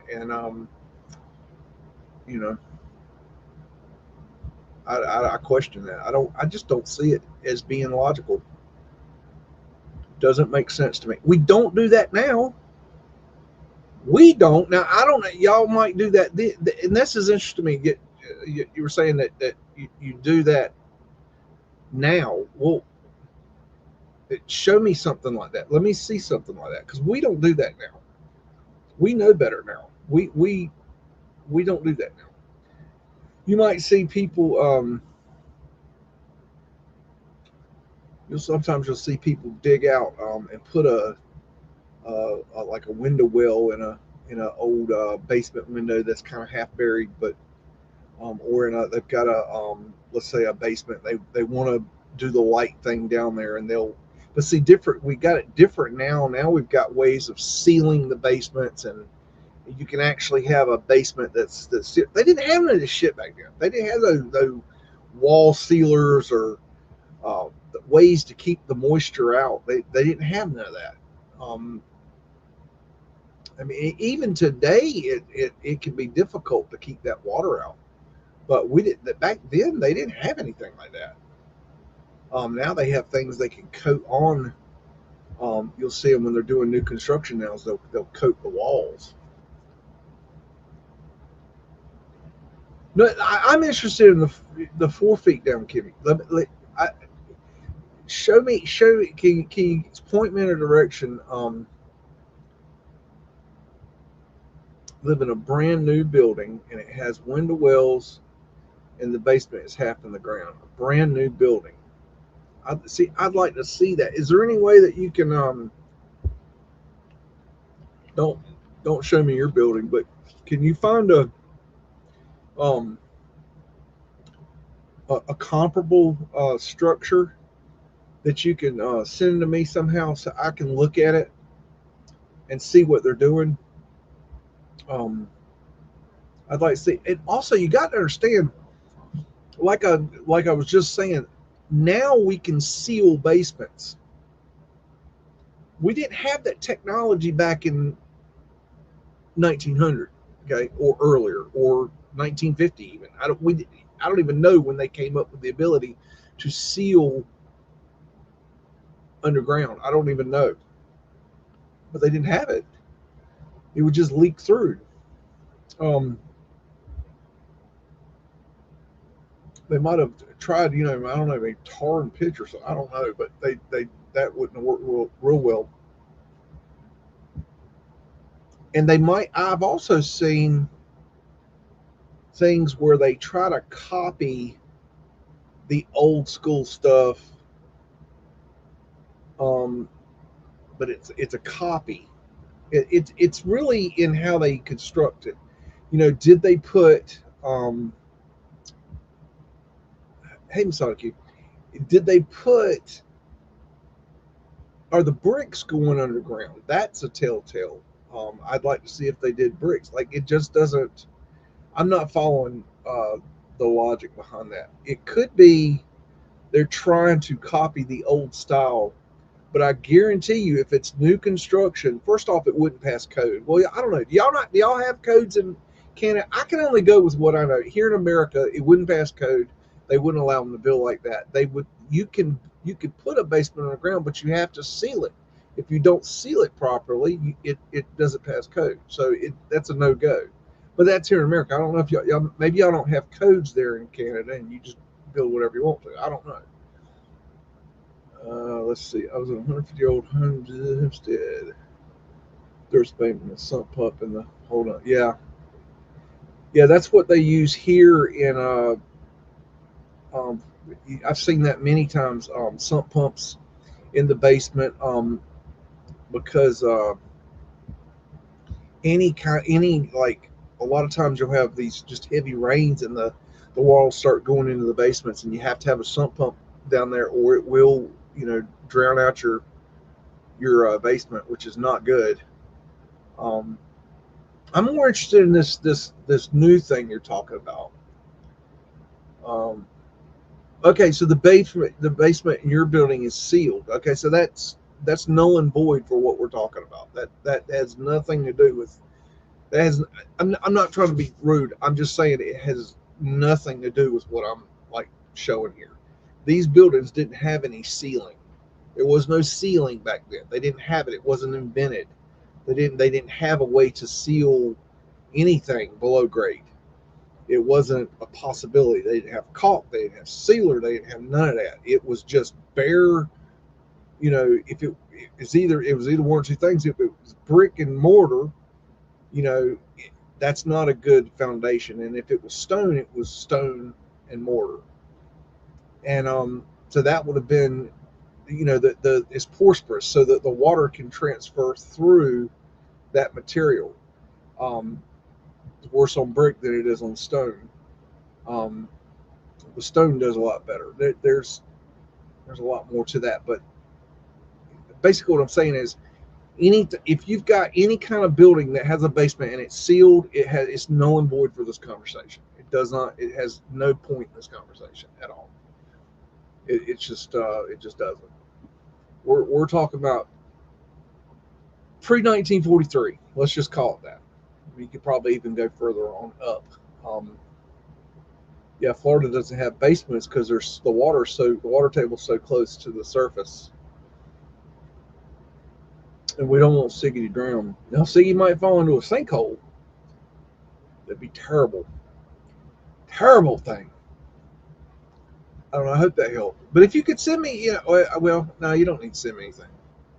I think I've got my answer to what I was asking.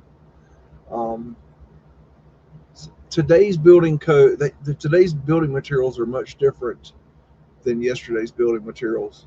Matter of fact, a lot of times you'll see them go back and repair the old structures, like on important buildings.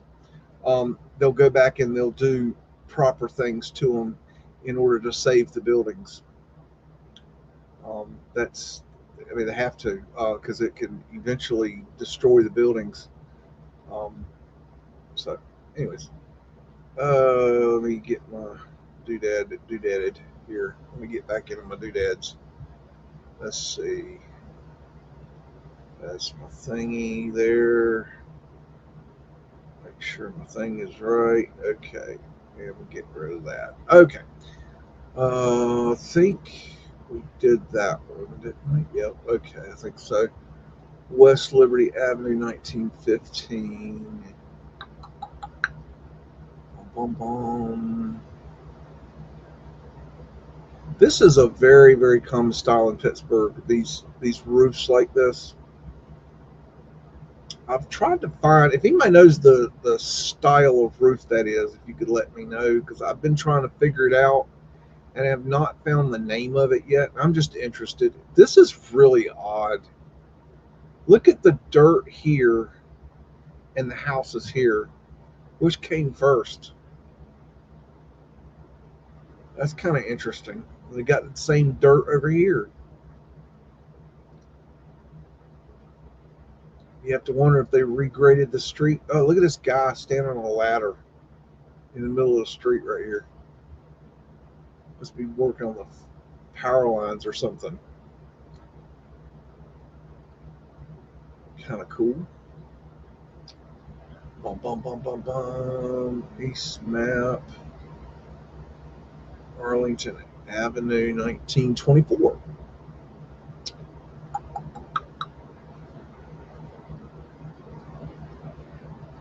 He's like, "Oy vey."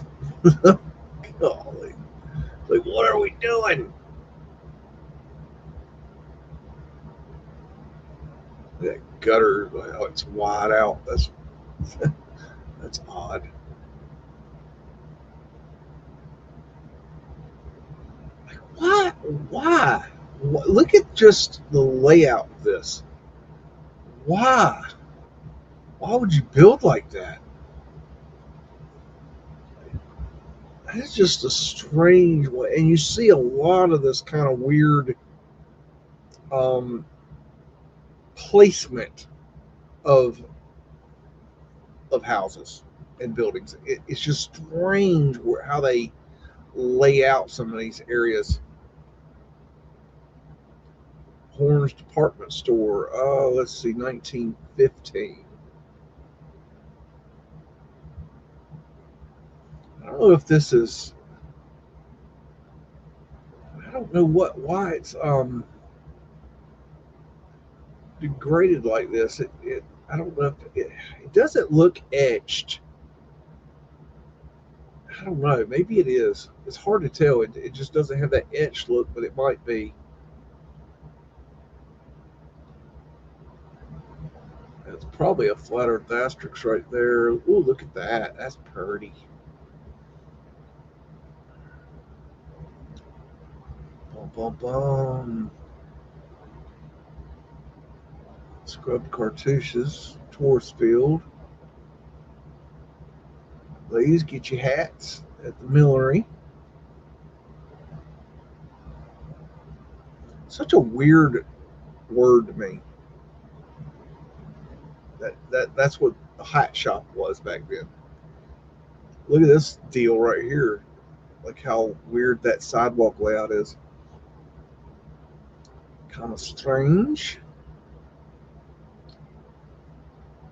You know, enjoying these pictures? I know Siggy's just up and down with joy. He can't help it. He just can't help it. Are you enjoying this, Miss Virginia?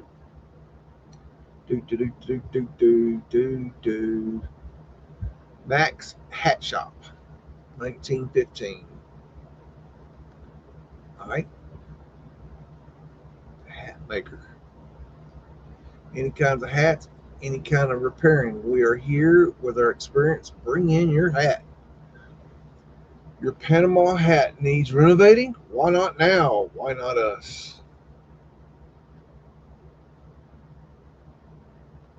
Why not now? Arnold's Employment, male and female help on it. Well, equal opportunity. I like that.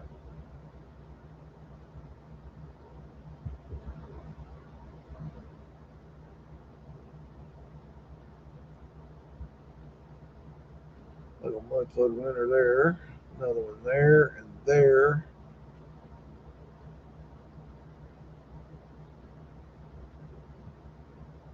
Florida Lee. This will be ventilation to the underground. Penn Avenue. Ooh, that's pretty. Very nice. Very nice. Okay, that's hump cut. So you said no hump cut. Let's see.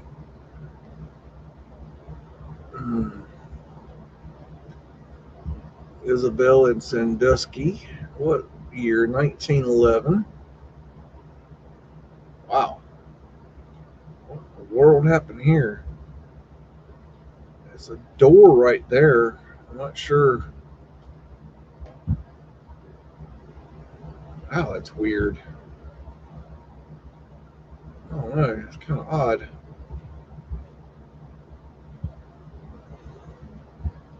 Not quite sure what's going on there. That's kind of a weird little thing right there. I'm not sure. Can't really tell. 1892 hotel. It's their antennas. There's old Fred. Must be delivering the bricks. Oh my, look at that. That's pretty. Very nice. That's something I love about these pictures is like you'll be looking around at something that looks pretty normal, and then all of a sudden out of nowhere you get this like amazing piece of architecture. It's like, damn, just lying around, nothing to see here. Good grief, just really cool. Penn Avenue, 1915.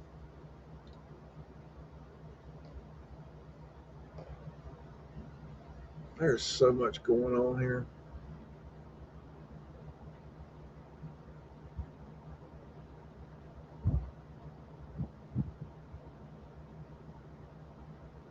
Arc light. See, it's got the contraption so you could lower it because they had to be replaced a lot.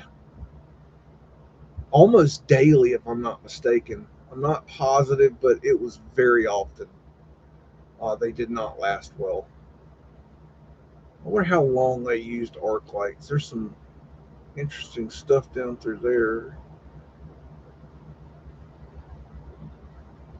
Wow, look at picture.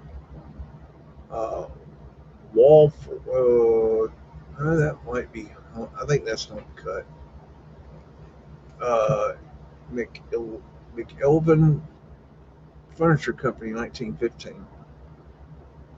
Okay. Men's furnishings. There's a prism glass. Anytime you see prism glass, always look down because a lot of times you'll see pavement light. No go there, but the same company made those. Look at that glass there in the transom. That's pretty. Very nice.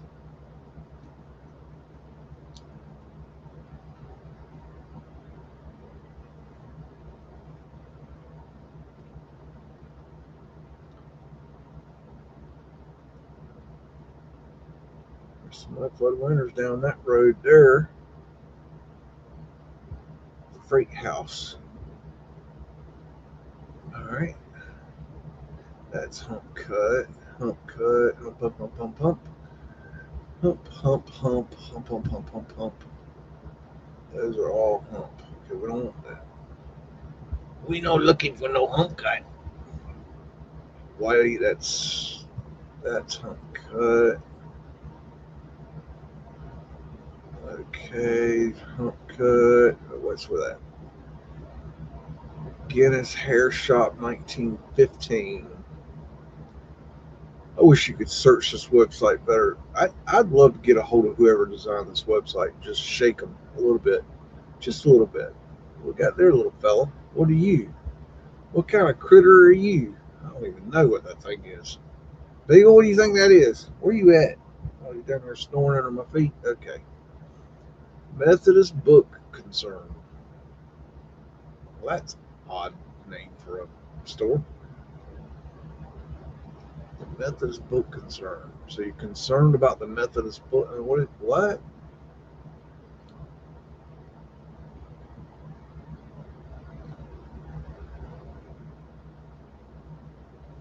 There's some prism glass right there in the transom. You see that right there? Those are windows that could be open for the wind catcher. Flat earth asterisks right there, and those are also ventilation into the underground. So you've got to have some flat earth asterisks lying around. Bum, bum, bum, bum, bum. Greek key, Phoenician wave. Look at those old etheric lights. Clocks are expensive. Ooh, look up there. Oh my. That's nice. Very nice. Ohio Street repaving 1910. Ah. Hello, young man. We're here to see your best Mudflood evidence. Cough it up. We won't have to shake you down.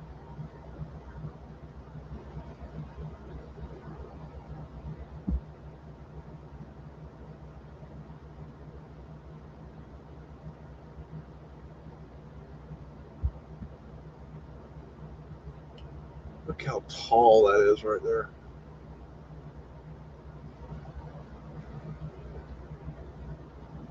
Stoneball finials.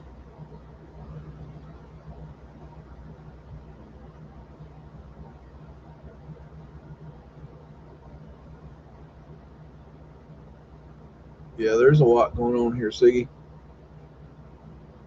This is a busy place. There's another clock. Clocks are expensive. Duikeness. I'm just not pronouncing that right. Horse and Mule Company, 1915. There's Pooper Scooper, man.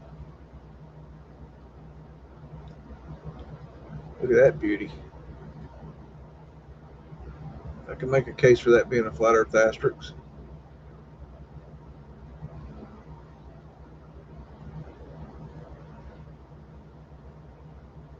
All these old posters. Kind of cool.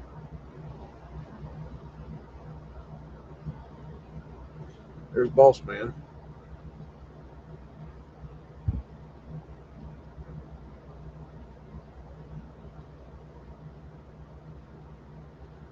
Blackburn Studio of Modern Dancing, 1915. Modern dancing, huh?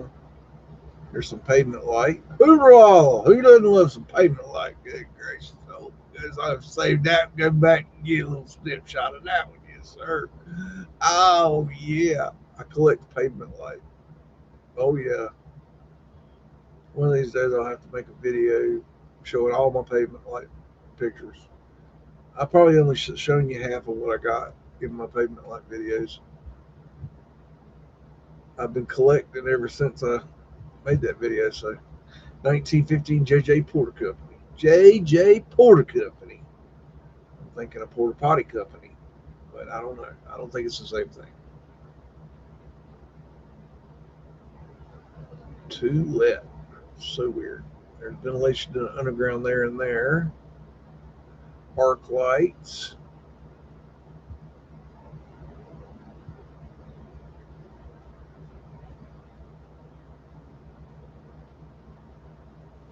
Boy, what a busy place.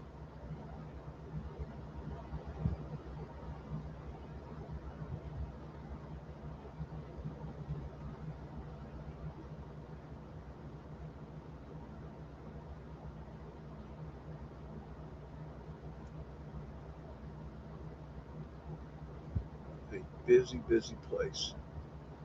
Engine house number 25, 1962. Oh, wow. Very nice. These old firehouses can be really, really cool. Look at that.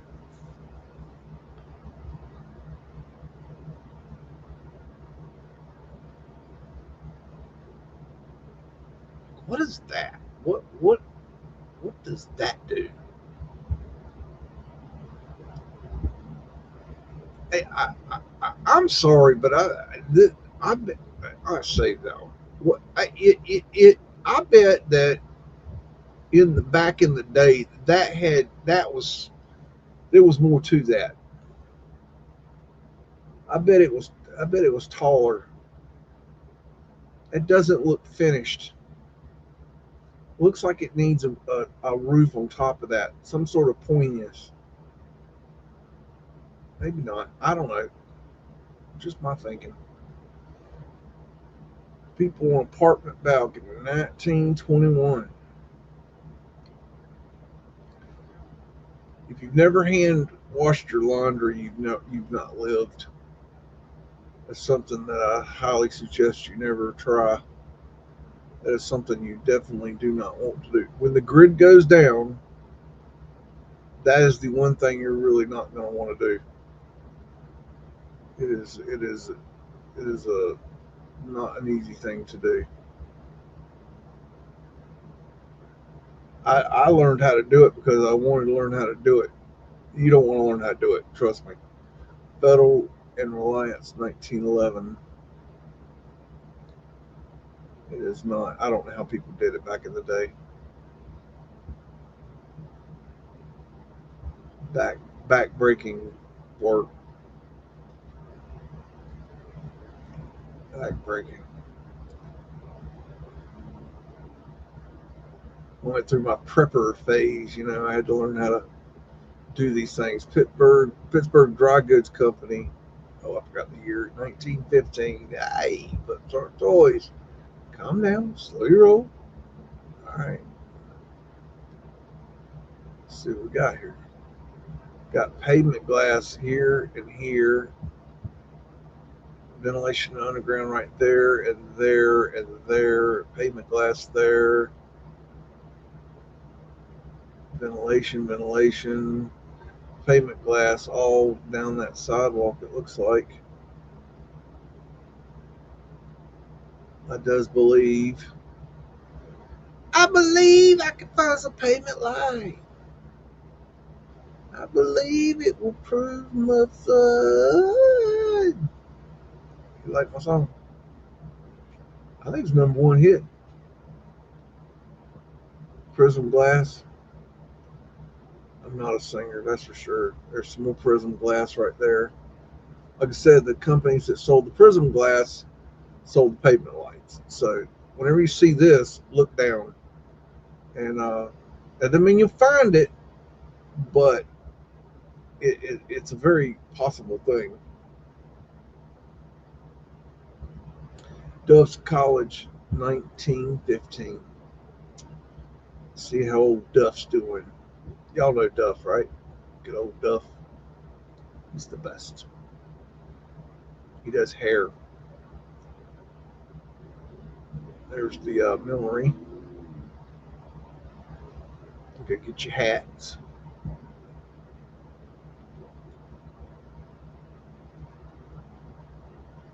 Man, close your trap there, buddy. Scrub Cartouche, Taurus Field.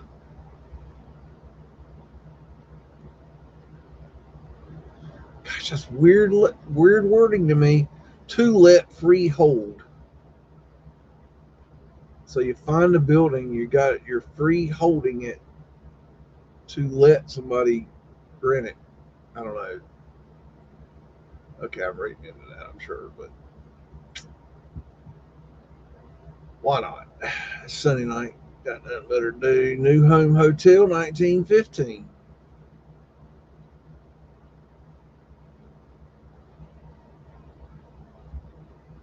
Mudflood winners down there in case you need them.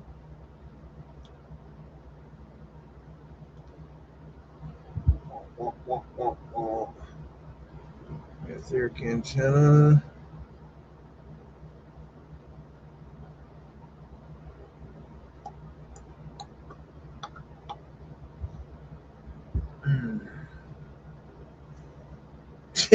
Yeah, Jason Marshall, I saw that too.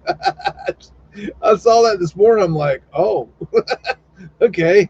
Well, that's different. That's something different. Yeah, that's just that. Gosh, I've been getting a few new subs lately because of my Charlie Kirk. I'm doing. I'm campaigning. Let's call it. I'm campaigning for my Charlie Kirk. I'm on X and Instagram and YouTube, and I'm in chats. I'm in comments. I'm all over the place. I'm trying to get to live streams and trying to get the word out about this story, and it's making a little bit of progress, and that's something that it's really stalled out for a long time. I gave up on it back in January when I did my live stream on it, and I got frustrated with it. Like I couldn't get it to do anything. I couldn't get anybody to hear it, and so I walked away from it, hoping it would pick up, but it didn't. It's dumbfounding. And now that the trial's coming back, the people are interested in it again, and I'm getting the word out slowly. It's just I've got to get it to the right people. Once the right people see it, it will blow up. It will go nutty butters. And yeah, I've heard the exploded mic theory. I have kind of a theory I'm working on with it. I'll tell you what. Let's take a quick break, and Beagle wants to go out, and we'll be right back and talk about that a little bit. I think. Let me see, make the thing here.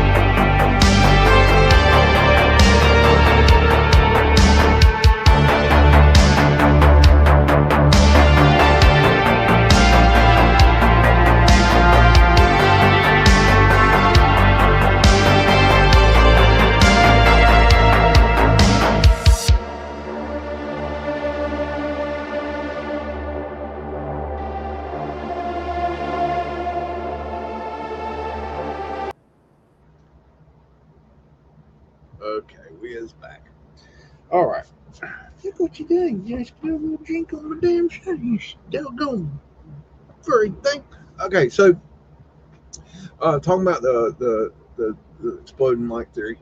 Um, I have a my own theory on this whole thing, and this is just something I'm working on. It's an idea. It's a hypothesis. It's not. It's I'm looking at it from a different perspective than anybody else is looking at it. Um, and it kind of incorporates kind of a lot of what other people are thinking, but it's very different. And in a nutshell, it's based off the if you know what the 9/11 no planes theory is, that's kind of the starting point. Um, if you remember the movie Swordfish, there's a line in the movie where John Travolta tells the guy misdirection. What the eyes see and the ears hear, the mind believes. And um, in a staging and magic shows and things like this, um, it is very easy to manipulate the audience um, with trickery. The human mind is very easy to manipulate, and it's very easy to manipulate in real time. And on 9/11, uh, it's quite possible. This is something, if you're into studying 9/11, that you should look into, is the no planes theory. The theory that there was no planes on that day, and how they did that. Um, it's it's possible. Okay, and what my thinking is, in a nutshell, is that you've got kind of the, if you look at the way it's that whole area was set up, that it was um, very chaotic. And if you can take the entire audience and take out at least half of that audience because they were too far away to see. Because when you get, the further you get back, the less you can visually see. And this is important because it's one thing to see a bright object like a man wearing a white shirt under a tent, but it's also a whole different thing to see to see blood at a distance squirt out as somebody's falling over. Um, so half the audience past a certain uh, perimeter would be too far away to really see with clarity what happened, other than they probably would have seen Charlie fall over. Then you have the inner perimeter that would have, you could knock out half of those people because half those people just weren't looking at that moment at Charlie. And you have to understand that, imagine you're in the audience and you hear a noise, a crack, whatever it sounded like to you, and your first reaction isn't to look at Charlie. Let's say you're not looking at Charlie. Your first reaction isn't to look at Charlie. Your first reaction is to either look where the crack came from or to duck, which is what you see most people do. Then you've got the people that are looking, but let's say they're looking exactly in his direction, that they're not exactly looking at him specifically. They might have been focused on a security guard or a cameraman or the tent or they might not have been focused specifically on him. They might have been looking at the person asking questions. Okay, like my point is that they're looking but they're not looking, and there's a crack, and their first reaction would be to either look where the crack come from or duck. Then you've got the possibility that it seems like there was a lot of crisis actors in the audience that day. Then, basically, here's what I think is possible. And this is just a hypothesis. It's just me trying to think outside the box and how I would do it if I was going to do this production. The way I would do it is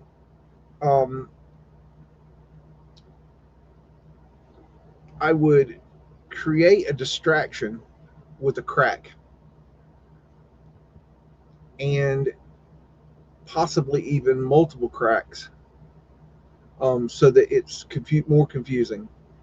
Um, and that would get people's hearing and their vision. Okay, you got what the eyes see and the ears hear. The mind believes. So it would get people distracted and in fight or flight mode. Okay, immediately. And then for the people that actually see him fall over, let's just imagine you're in the audience, you hear a crack, and you're looking exactly at Charlie Kirk. And you see him get hit and he falls over, right? Let's just imagine that's all you saw. You didn't see any blood, right? You heard a crack, you saw him go back, you saw him fall over. Okay, then you didn't see him again until they moved him. Okay, let's say that's all you saw. Ignore the blood. Let's say there was no blood. Okay, then we have only, I believe, 4 camera angles, only one of which is close to the scene that they've released. And it's like a perfect shot. And that's the one everybody saw that day when it happened, that they kept running over and over again, which is the same thing they did on 9/11, where they dropped the buildings over and over and over again. Okay, and they showed the planes hitting over and over and over again. Okay, that's to get you to believe the narrative. Okay, they show it over and over and over again. Now you notice that they won't show that video of him getting the blood squirting out, right? But that day, you'll remember, it was every on every feed, every channel, every platform, right? But here's the thing. Here's how I would have done it. I would have done a crack. I would have had I would use that microphone. I would have created a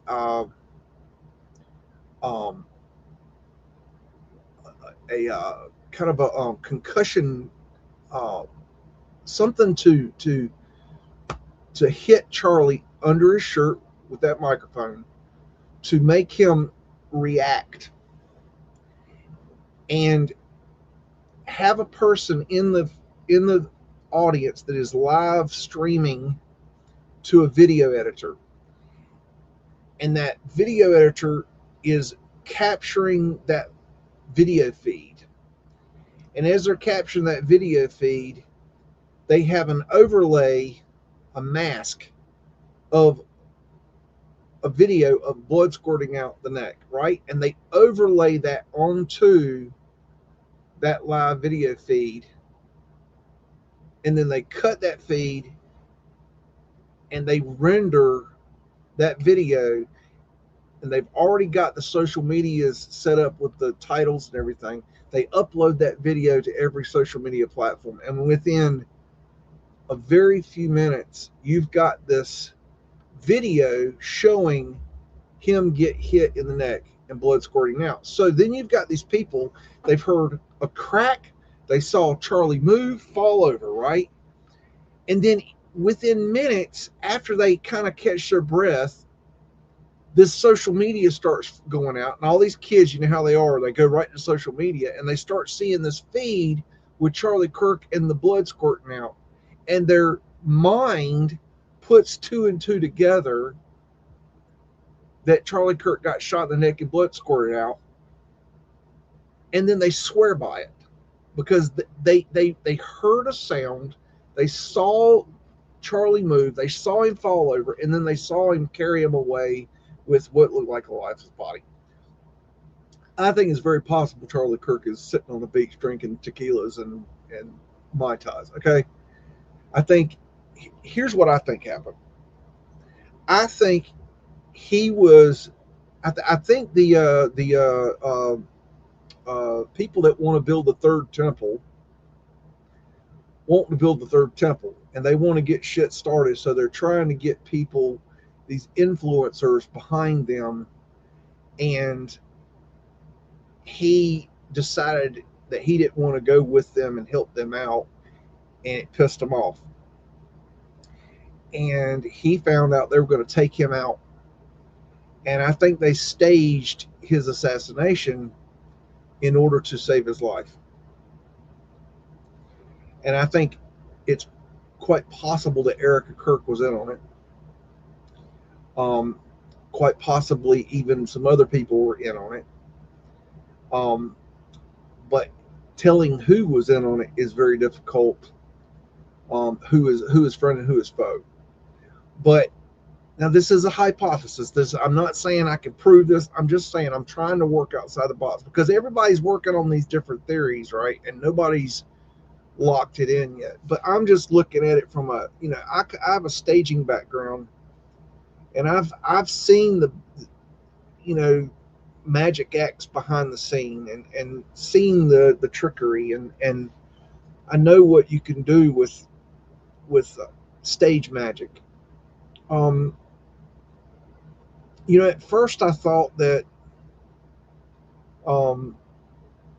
that they did a blood squib, and then after reviewing the videos over and over again, I don't think they did a blood squib. And the reason being is that when he's on the ground behind the table, you don't see any blood on his shirt. And then when they start carrying him away, you see blood on his shirt. And so it seems to me that if he had a head, if there was a blood squib, that blood squib would have shot the blood onto or the fake blood onto his shirt when it shot out of his prosthetic. So I don't think they did it that way. I don't think you would have had to do it that way. 9/11 is a lot more complicated about how they did that and how they made you think that planes hit the buildings. But that's the basic idea, is that it's a no planes theory. But it's quite, and Tyler Robinson, he didn't do anything. He might have his probably job was to place the weapon in that bush. It's probably his job. That Lance Twiggs kid, he's guilty of sin. But that's kind of where I'm at right now, and that could change. I've ruled out a lot of things. A lot of different theories. I do not believe there was a 30-06 shot that day. It's very possible they shot a 223 for the sound effect, which is quite possible. We know there was somebody on the roof, and that's quite possibly what his job was to provide the sound effect. But then, him jumping off the roof, that video seems to have some alterations to it. But that's kind of where I'm at in a nutshell. I know that's maybe kind of an out there idea, and I'm not saying I can prove it. I'm not saying it's the truth. I'm saying I'm looking at it from I'm looking down the different end of a telescope at this thing, and I've not heard anybody talk about this possibility. But basically, it's a no planes misdirection theory that incorporates a lot of the stuff that other people were talking about. It's like with the exploding mic thing.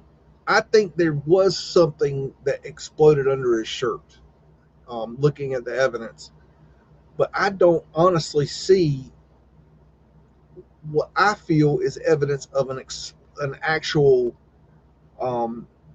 explosive. You can do like a concussion device that it's like a shockwave kind of thing. Like it could just, they talk about that there's possible bruising on his chest, that that shockwave could have hit his chest. Another weird thing is how um, the necklace, if you watch the video closely, immediately the necklace flies out of his shirt, goes straight back 3 feet and drops down, and then swings down and hits his ass, and like on a pendulum kind of thing. And that's very, very strange behavior of a necklace. Trying to think if there's anything else that I want to add to that, but that's I think that's about all I want to add to that. I don't know if that helps anybody. I don't know if that makes any sense to anybody. That might be like totally like crazy, but I'm trying to look at it from like, I like to think for myself. I'm not saying I'm right. I'm just saying that I like to think for myself. So there's what I thought so far. Right now, that's where I'm at. But I don't think I don't think he's dead. I don't think he ever went to that hospital. I don't think he's buried. I just don't. I think it's quite possible Erica thinks he's gone. I think she's guilty. That woman. If you just look at her eyes, there's something in her eyes that is not right. I don't know. Something's not right there.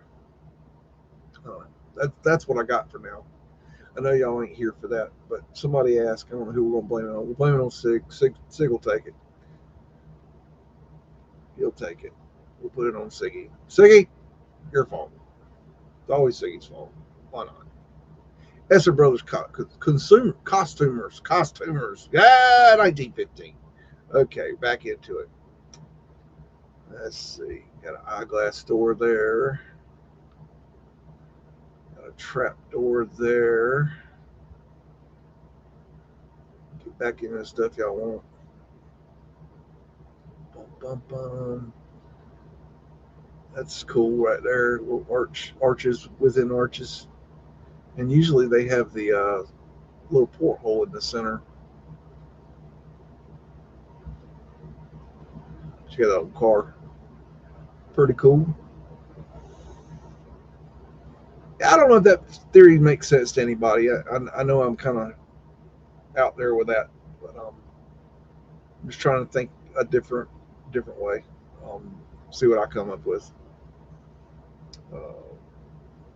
So I don't know.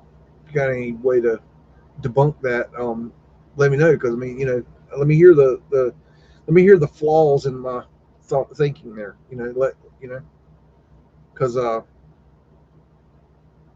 if there is flaws, they'll show. They'll be apparent in some way, shape, or form. And I want to know, if there's flaws.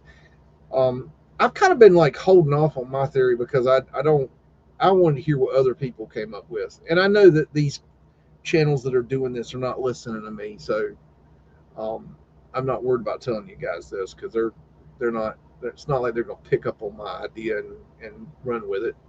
They're not listening, so I ain't worried about that. Hey, Miss Orphan Annie, how you doing? Orphan Annie's like, what did I walk into? West Penn Paper Company, 1915. Oh, I gotta get just right. There we go. Okie dokie. Get that Cincinnati beer.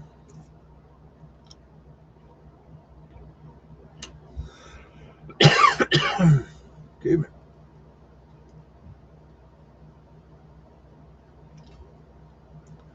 Swig of hooch. There's Boss Man right there. Trap doors right across there, in case you need to get down underground. Let's see. Trolley cars.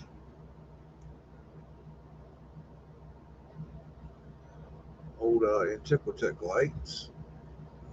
It's like a covered up Mudflood window there. Diamond symbology.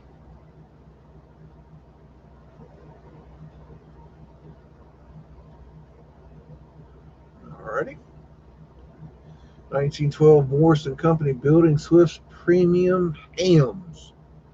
Premium hams. Not the low quality hams. This is the premium stuff. Fred knows where to get his premium hams. I don't eat ham no more. Notice to property owners and tenants, the contractors will start work on the raising on Anderson Street between the bridge and Fort Wayne Railroad on or about May 1st, 1912. You are therefore notified to proceed at once with the adjustment of your buildings or property to confirm the reestablished grades of the street. Public Works Department. What year is this? 1912. See, now, I don't know if this was on the hump cut picture or not. Boy, I hope it ain't, because Sig might throw me in the damn pond. Damn. Well, if it is, I can take it. I probably could use a bath or two. Why not? Well. Look at the portholes going across there. This might be a hump cut picture. I don't know. I wonder if it says anything. It doesn't. I don't remember seeing this one, but that don't mean a whole lot. There's so many. I don't know. We'll say that's American Wallpaper Cup in 1915. I'm not sure.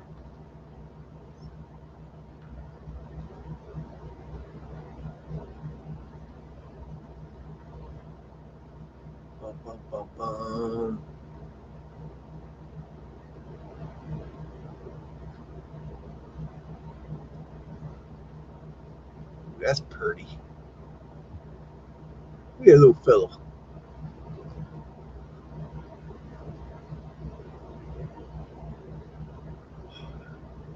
What's going on, Jason Marshall? Haha told me this week he's over in England. I told him to stop by and say hello to Hippie.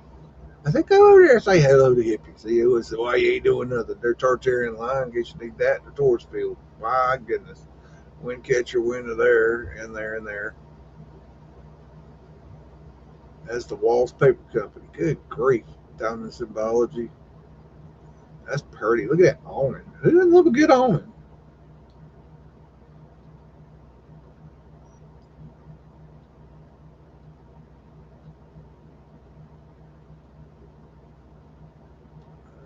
A lot of nice stuff. Boy, wind catcher windows. Very nice.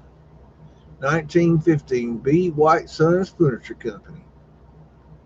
All right.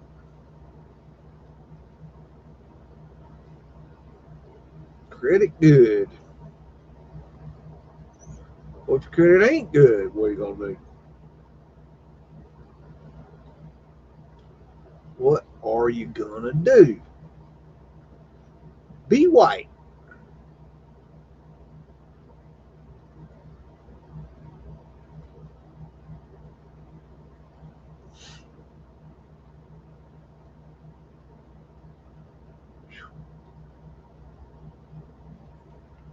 Got detail up there. Etheric antennas. All right. W.H. Williams and Company Builders and Supplies, 1915.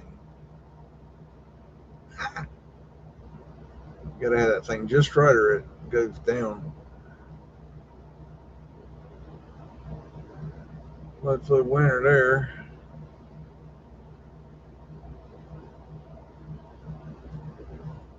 Yep, I'd say about 90% of what you're seeing tonight is already gone, that they have demolished it.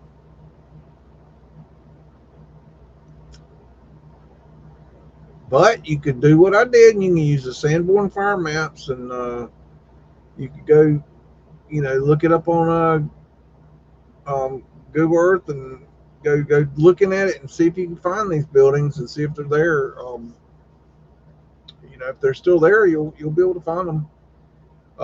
Boiler room 1918. Somebody was talking about boiler rooms earlier.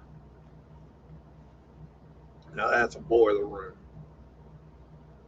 Look at that sucker. Look how fancy that thing is. That's crazy.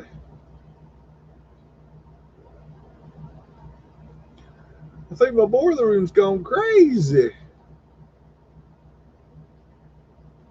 West Liberty Avenue, 1950. Yeah, that's a lot. If that, I can't believe it. I mean, it just go. You know, when I put out this hump cut, or not hump cut, this Sanborn fire map to Pittsburgh, 1905. When I show what, when you see it all together, you're gonna come to the same conclusion. About 90% of it's gone of the city. Um, it's amazing. 1916, uh, Lafitte Street. What the hell? Can you imagine? Like, look at that. That is a road. People drove up and down that with horse and cart.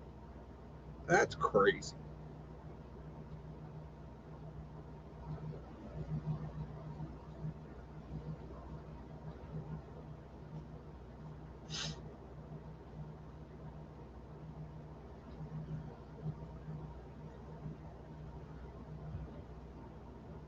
All right, we got Children Outside the Privy, 1910.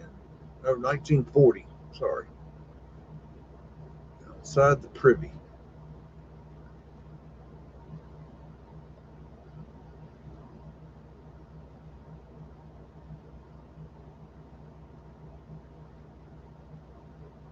Somebody's working on that roof. That's a ladder, homemade ladder.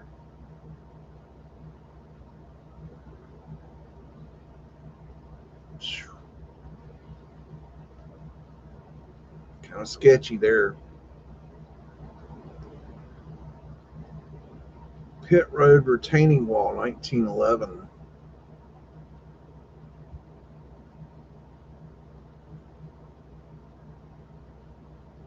Huh. Interesting.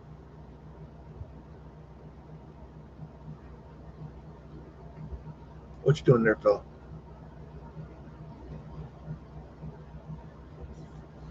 I bet that's still there today. Trolley line construction, Brookline, 1935.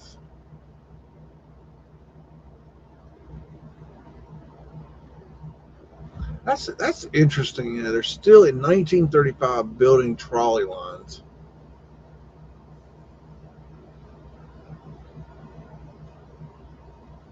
When did trolleys go out of style? Like when was that kind of over? Smithfield Street, 1923. Now this is down near the Hump Cut area, so this is kind of interesting. Franken Cedar.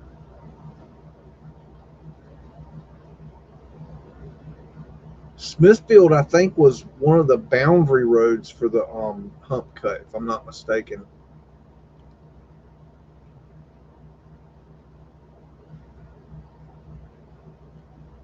I have to look back at my map to tell you. A little Tartarian line there in case you need to know where you are. Clocks are expensive. They're spread. Taking care of business. Christian Home for Working Girls, 1915. What kind of working girls? What kind of working girls? Are you that kind of working girls? Or are you the other kind of working girls? Wink, wink. Oldest known profession, you know.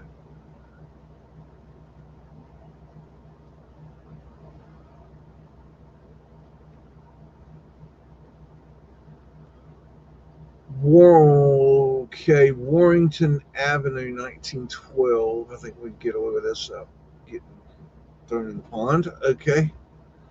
This will be okay. Okay. Make sure we ain't gonna get no hump cut pictures. I'm gonna get thrown in the pond. Do.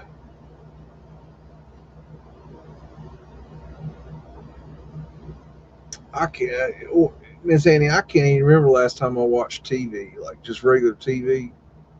I just don't even know. It's been so long, years and years. I just don't watch TV. I might watch a TV show that like I'm like I want to watch this show, and I'll go find that show on the internet. But I don't watch actual TV. Like I just don't. Penn Dye Works, 1915.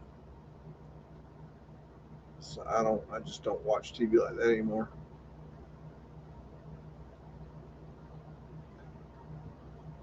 These portholes. I think they're portholes. Well, no, maybe not. Maybe they're. These are portholes. Okay. I think these are just. Well, I don't know. These might just be cartouches. They could be portholes. I don't know. That's definitely portholes, no doubt. That's tartarian lines. I'm not sure about that. That might be a cartouche. It's really hard to tell. I'm going to say I don't know. I don't know. Mudflood Winders.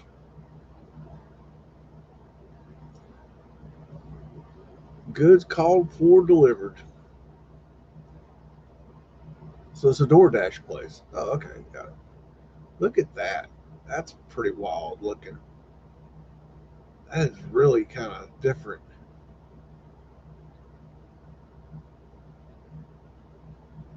That is just weird. Ooh, a ghost doggy. Ghost dog. Maiden, there's a ghost dog. Russell and Company, 1915.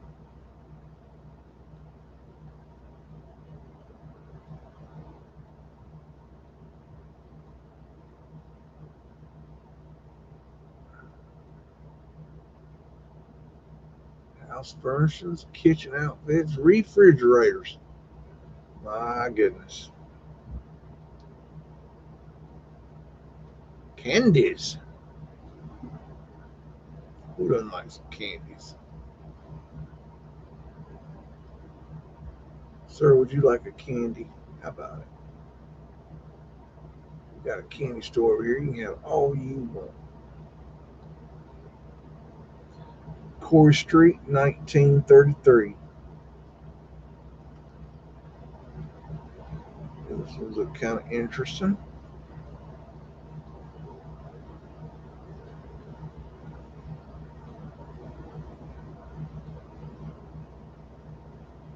Wow, what they got going here?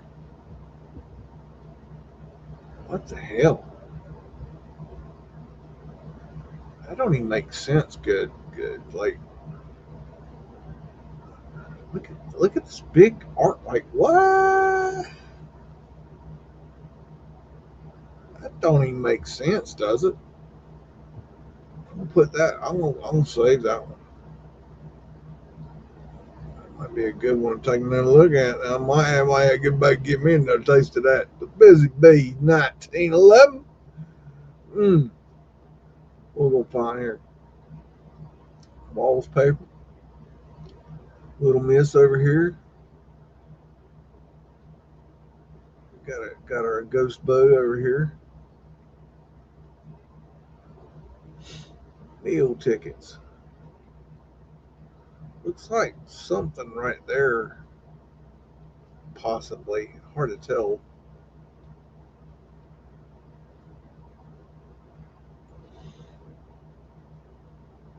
L.H. Smith's Woodenware Company in 1915. Automobile gasoline.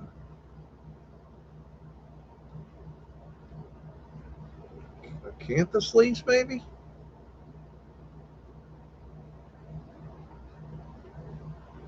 There's the Twin Freds.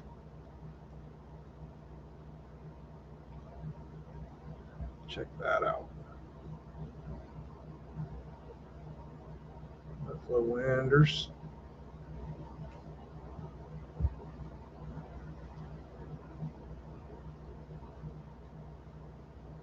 Spiral staircase back there. American Furniture Company, 1915.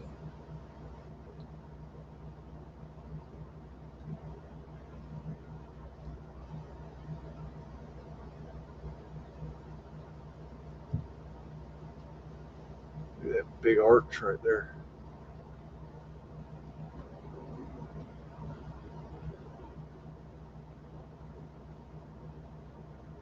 I just hope someday somebody breaks this code here that we're trying to break. I don't know how it's going to happen, but I just hope somebody does it. I don't care who it is, as long as they prove, beyond a reasonable doubt that this is actually, from the old world. That would just squash the conversation of, that we're crazy. I, yes, we've heard that, argument. You're crazy. Yeah, we've heard that one. Okay, can you come up with something, more logical, um, that explains this? Prism transom lights. Look at those. Those are just beautiful. Gosh, those are just something else. Those lights, just look at that big arch there.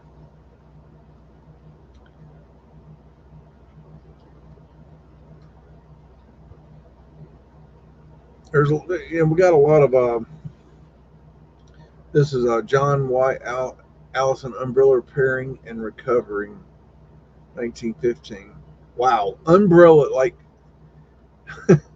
that's just something you wouldn't see today. Umbrella repairing. Okay, like we're not going to need umbrellas repaired today. You just go buy another one. Like, but back then, I mean, yeah, I could see people wanting to get their umbrella repaired.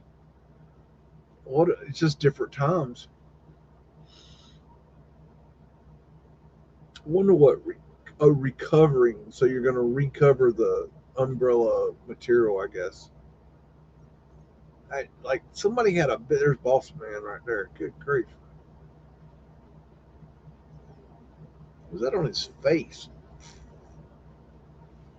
And then look, it's something behind. Okay, never mind. It looked like something was on his face. It's this tie behind him. Yeah, he's definitely don't want the camera to see what he's saying. Diamond symbology. Look at the little umbrella. There's another one. Little umbrellas.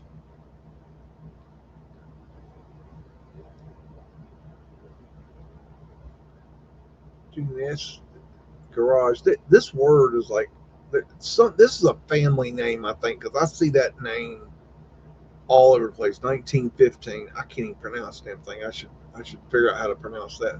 Ooh, somebody threw a baseball through that window. I'm telling. Uh-oh.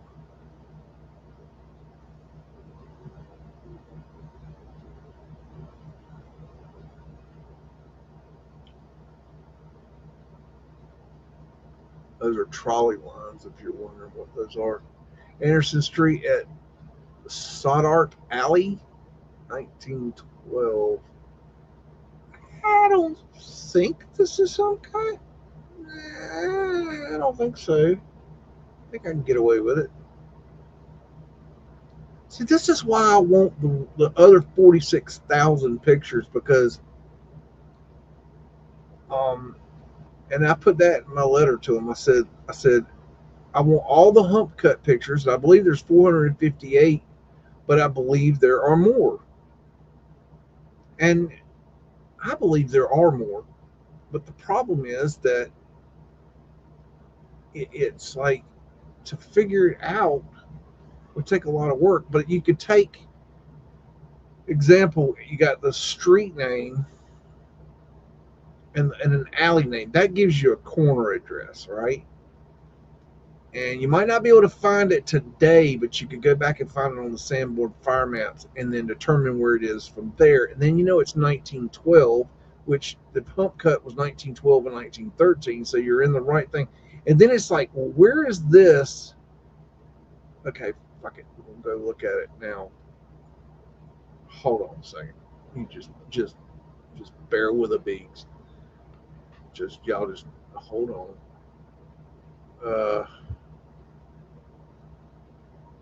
Hold on. Let me. Uh, oh, wait. I show this one? Did I show this picture? I don't even know if I showed this picture. I may or may not have. Let me show it before we get. But I do want. Hold on.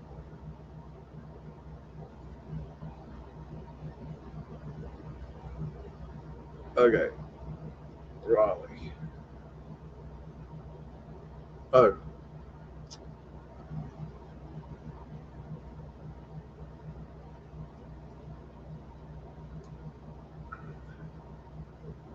Okay, let's see. There's Pittsburgh. Let's see if we can find this. Anderson Street. So, ooh. Okay, so it's across the Allegheny River. Okay, so it definitely was not part of the hump cut,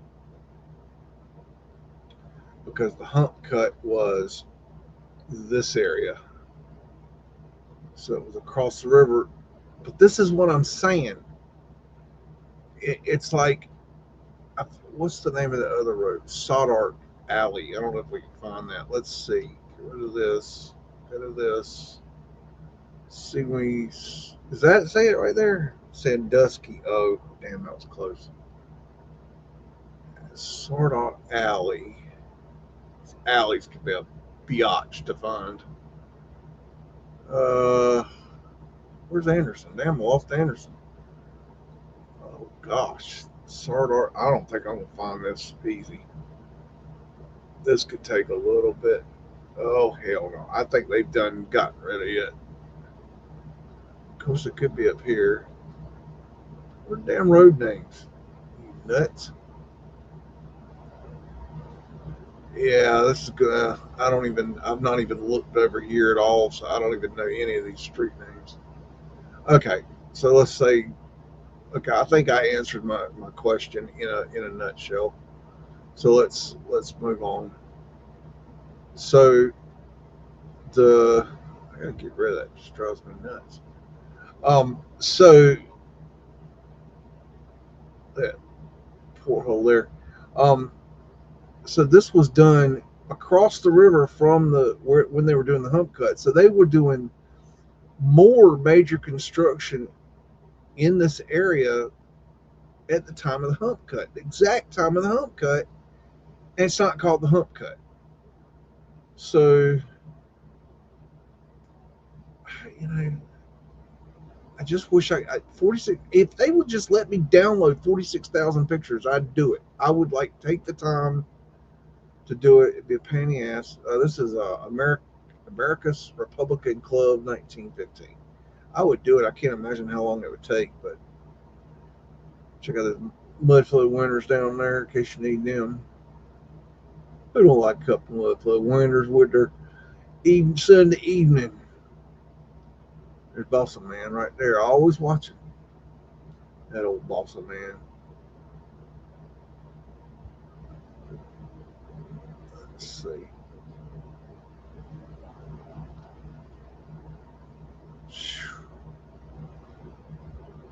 So much going on, it's unreal.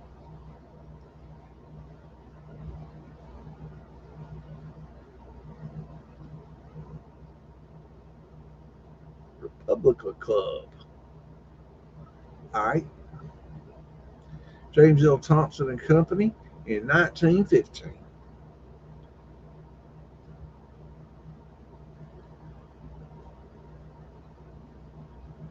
Check it out. What you got going there?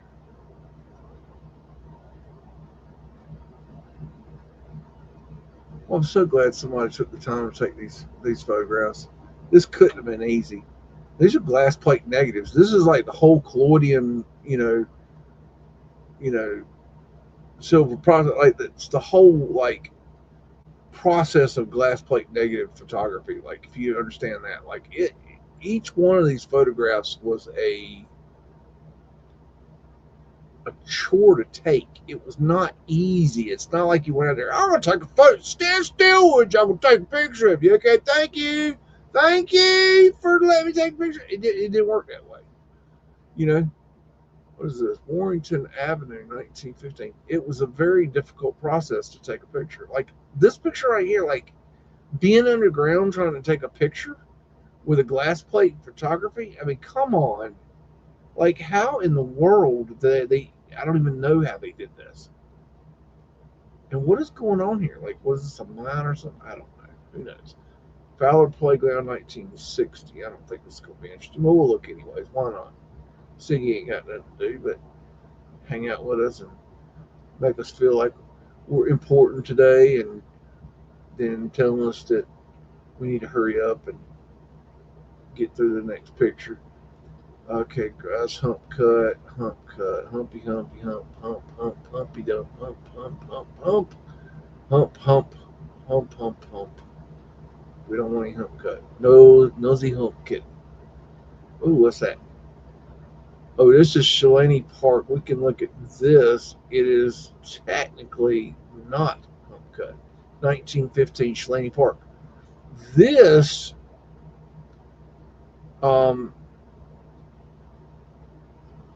competition for Shalani Park entrance. This is supposedly where they dumped the hump cut dirt by the official narrative.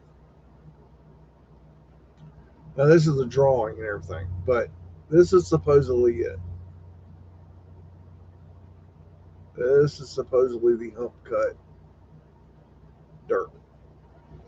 Now, is that true? I don't know. I mean, it's,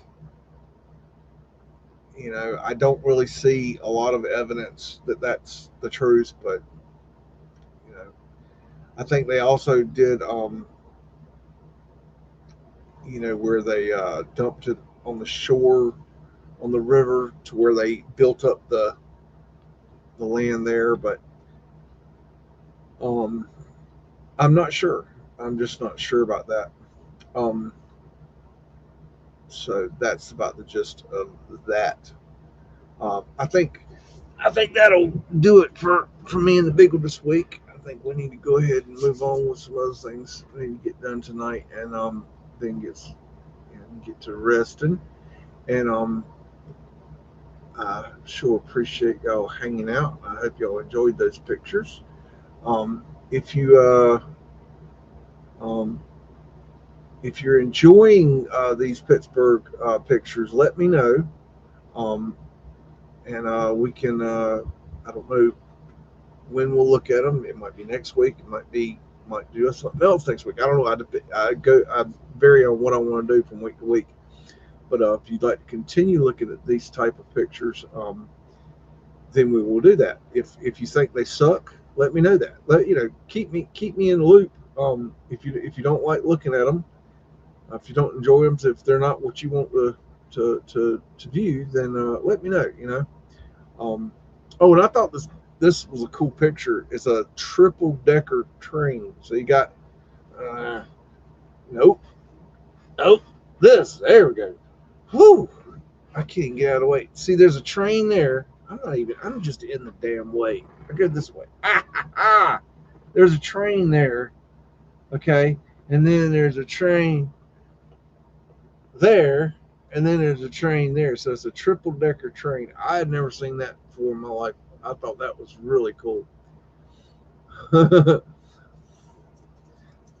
Muddin is black behind you.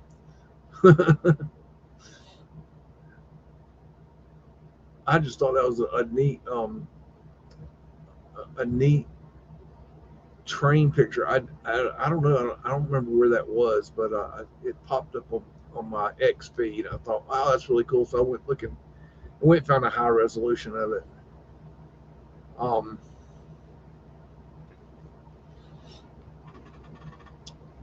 Yeah, I'm real picky, Miss Annie, about what I watch. But I don't watch TV at all. Definitely couldn't tell you anytime I've watched actual mainstream news. I couldn't begin to tell you last time I watched mainstream news. So it's so long. Um, hey, what are you doing tickling me when you tell you, weirdo? Tell you what, old beagle, you get all go crazy on you.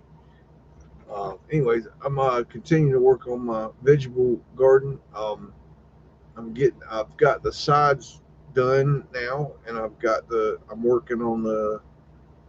Now I got the long sides done. Now I got to work on the ends. So I'm gonna completely redo the ends, and so I'm starting on that tomorrow. And I don't know, it's gonna be a rainy week, so I don't know what this week's gonna be like. We will see. We need rain here, so I'm thankful for the rain. I know some of y'all are dealing with smoke and stuff, so keep yourself safe there, because that's not good. Not good at all. Real life Lionel set. Yeah.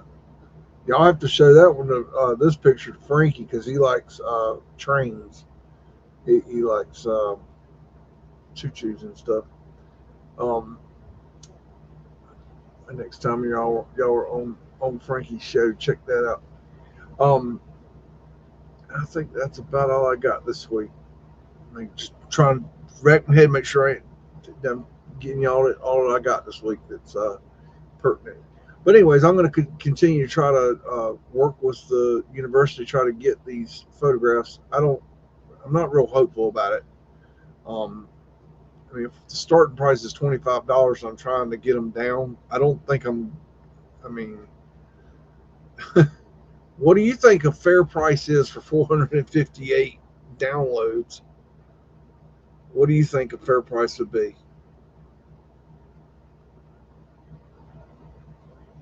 I mean, I don't really. I'm starting at zero, so they're at 25. I'm at zero, so where should I meet them? What should be the cutoff? I don't know.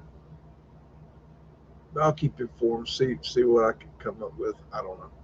I'm gonna keep trying, and see what I can find, because I think it'd be really nice to have these locked in.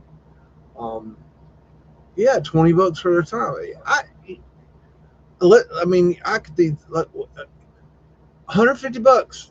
You know, I mean, $200. You know what I mean? Like, it's time is money. Okay, it's going to take somebody time to do this. I don't know what their process is to do it, so I can't say how hard of work it is. But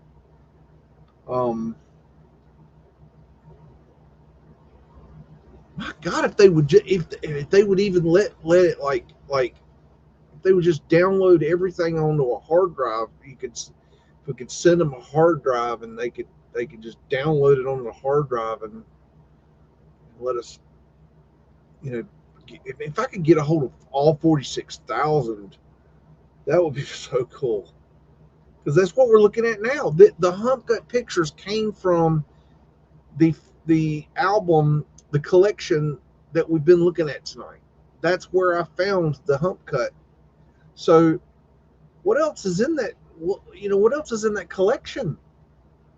I mean, you saw what I've been showing tonight. I mean, I think it's pretty good stuff.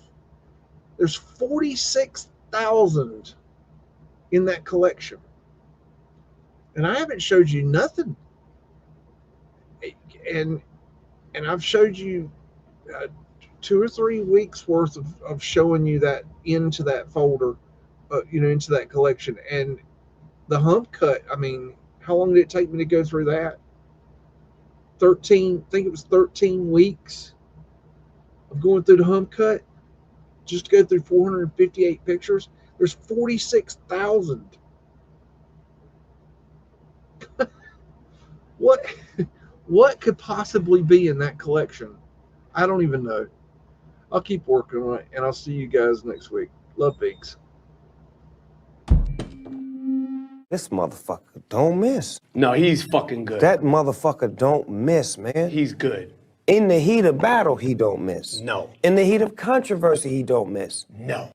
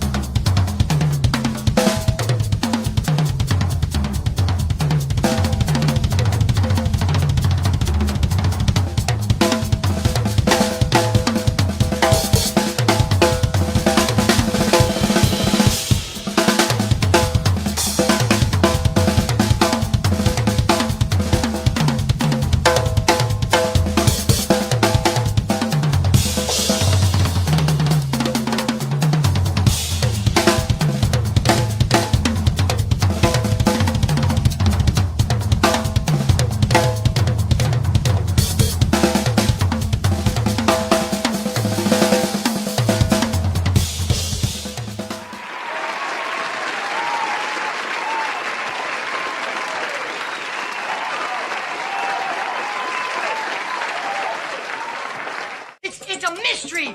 It's a mystery wrapped in a riddle inside an enigma. Don't you get it? Say woof again! Say woof again! I've got one that can see.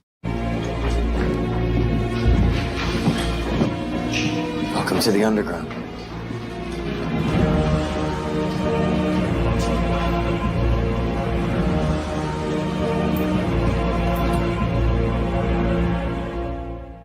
This is my kung fu, and it is strong. See you later.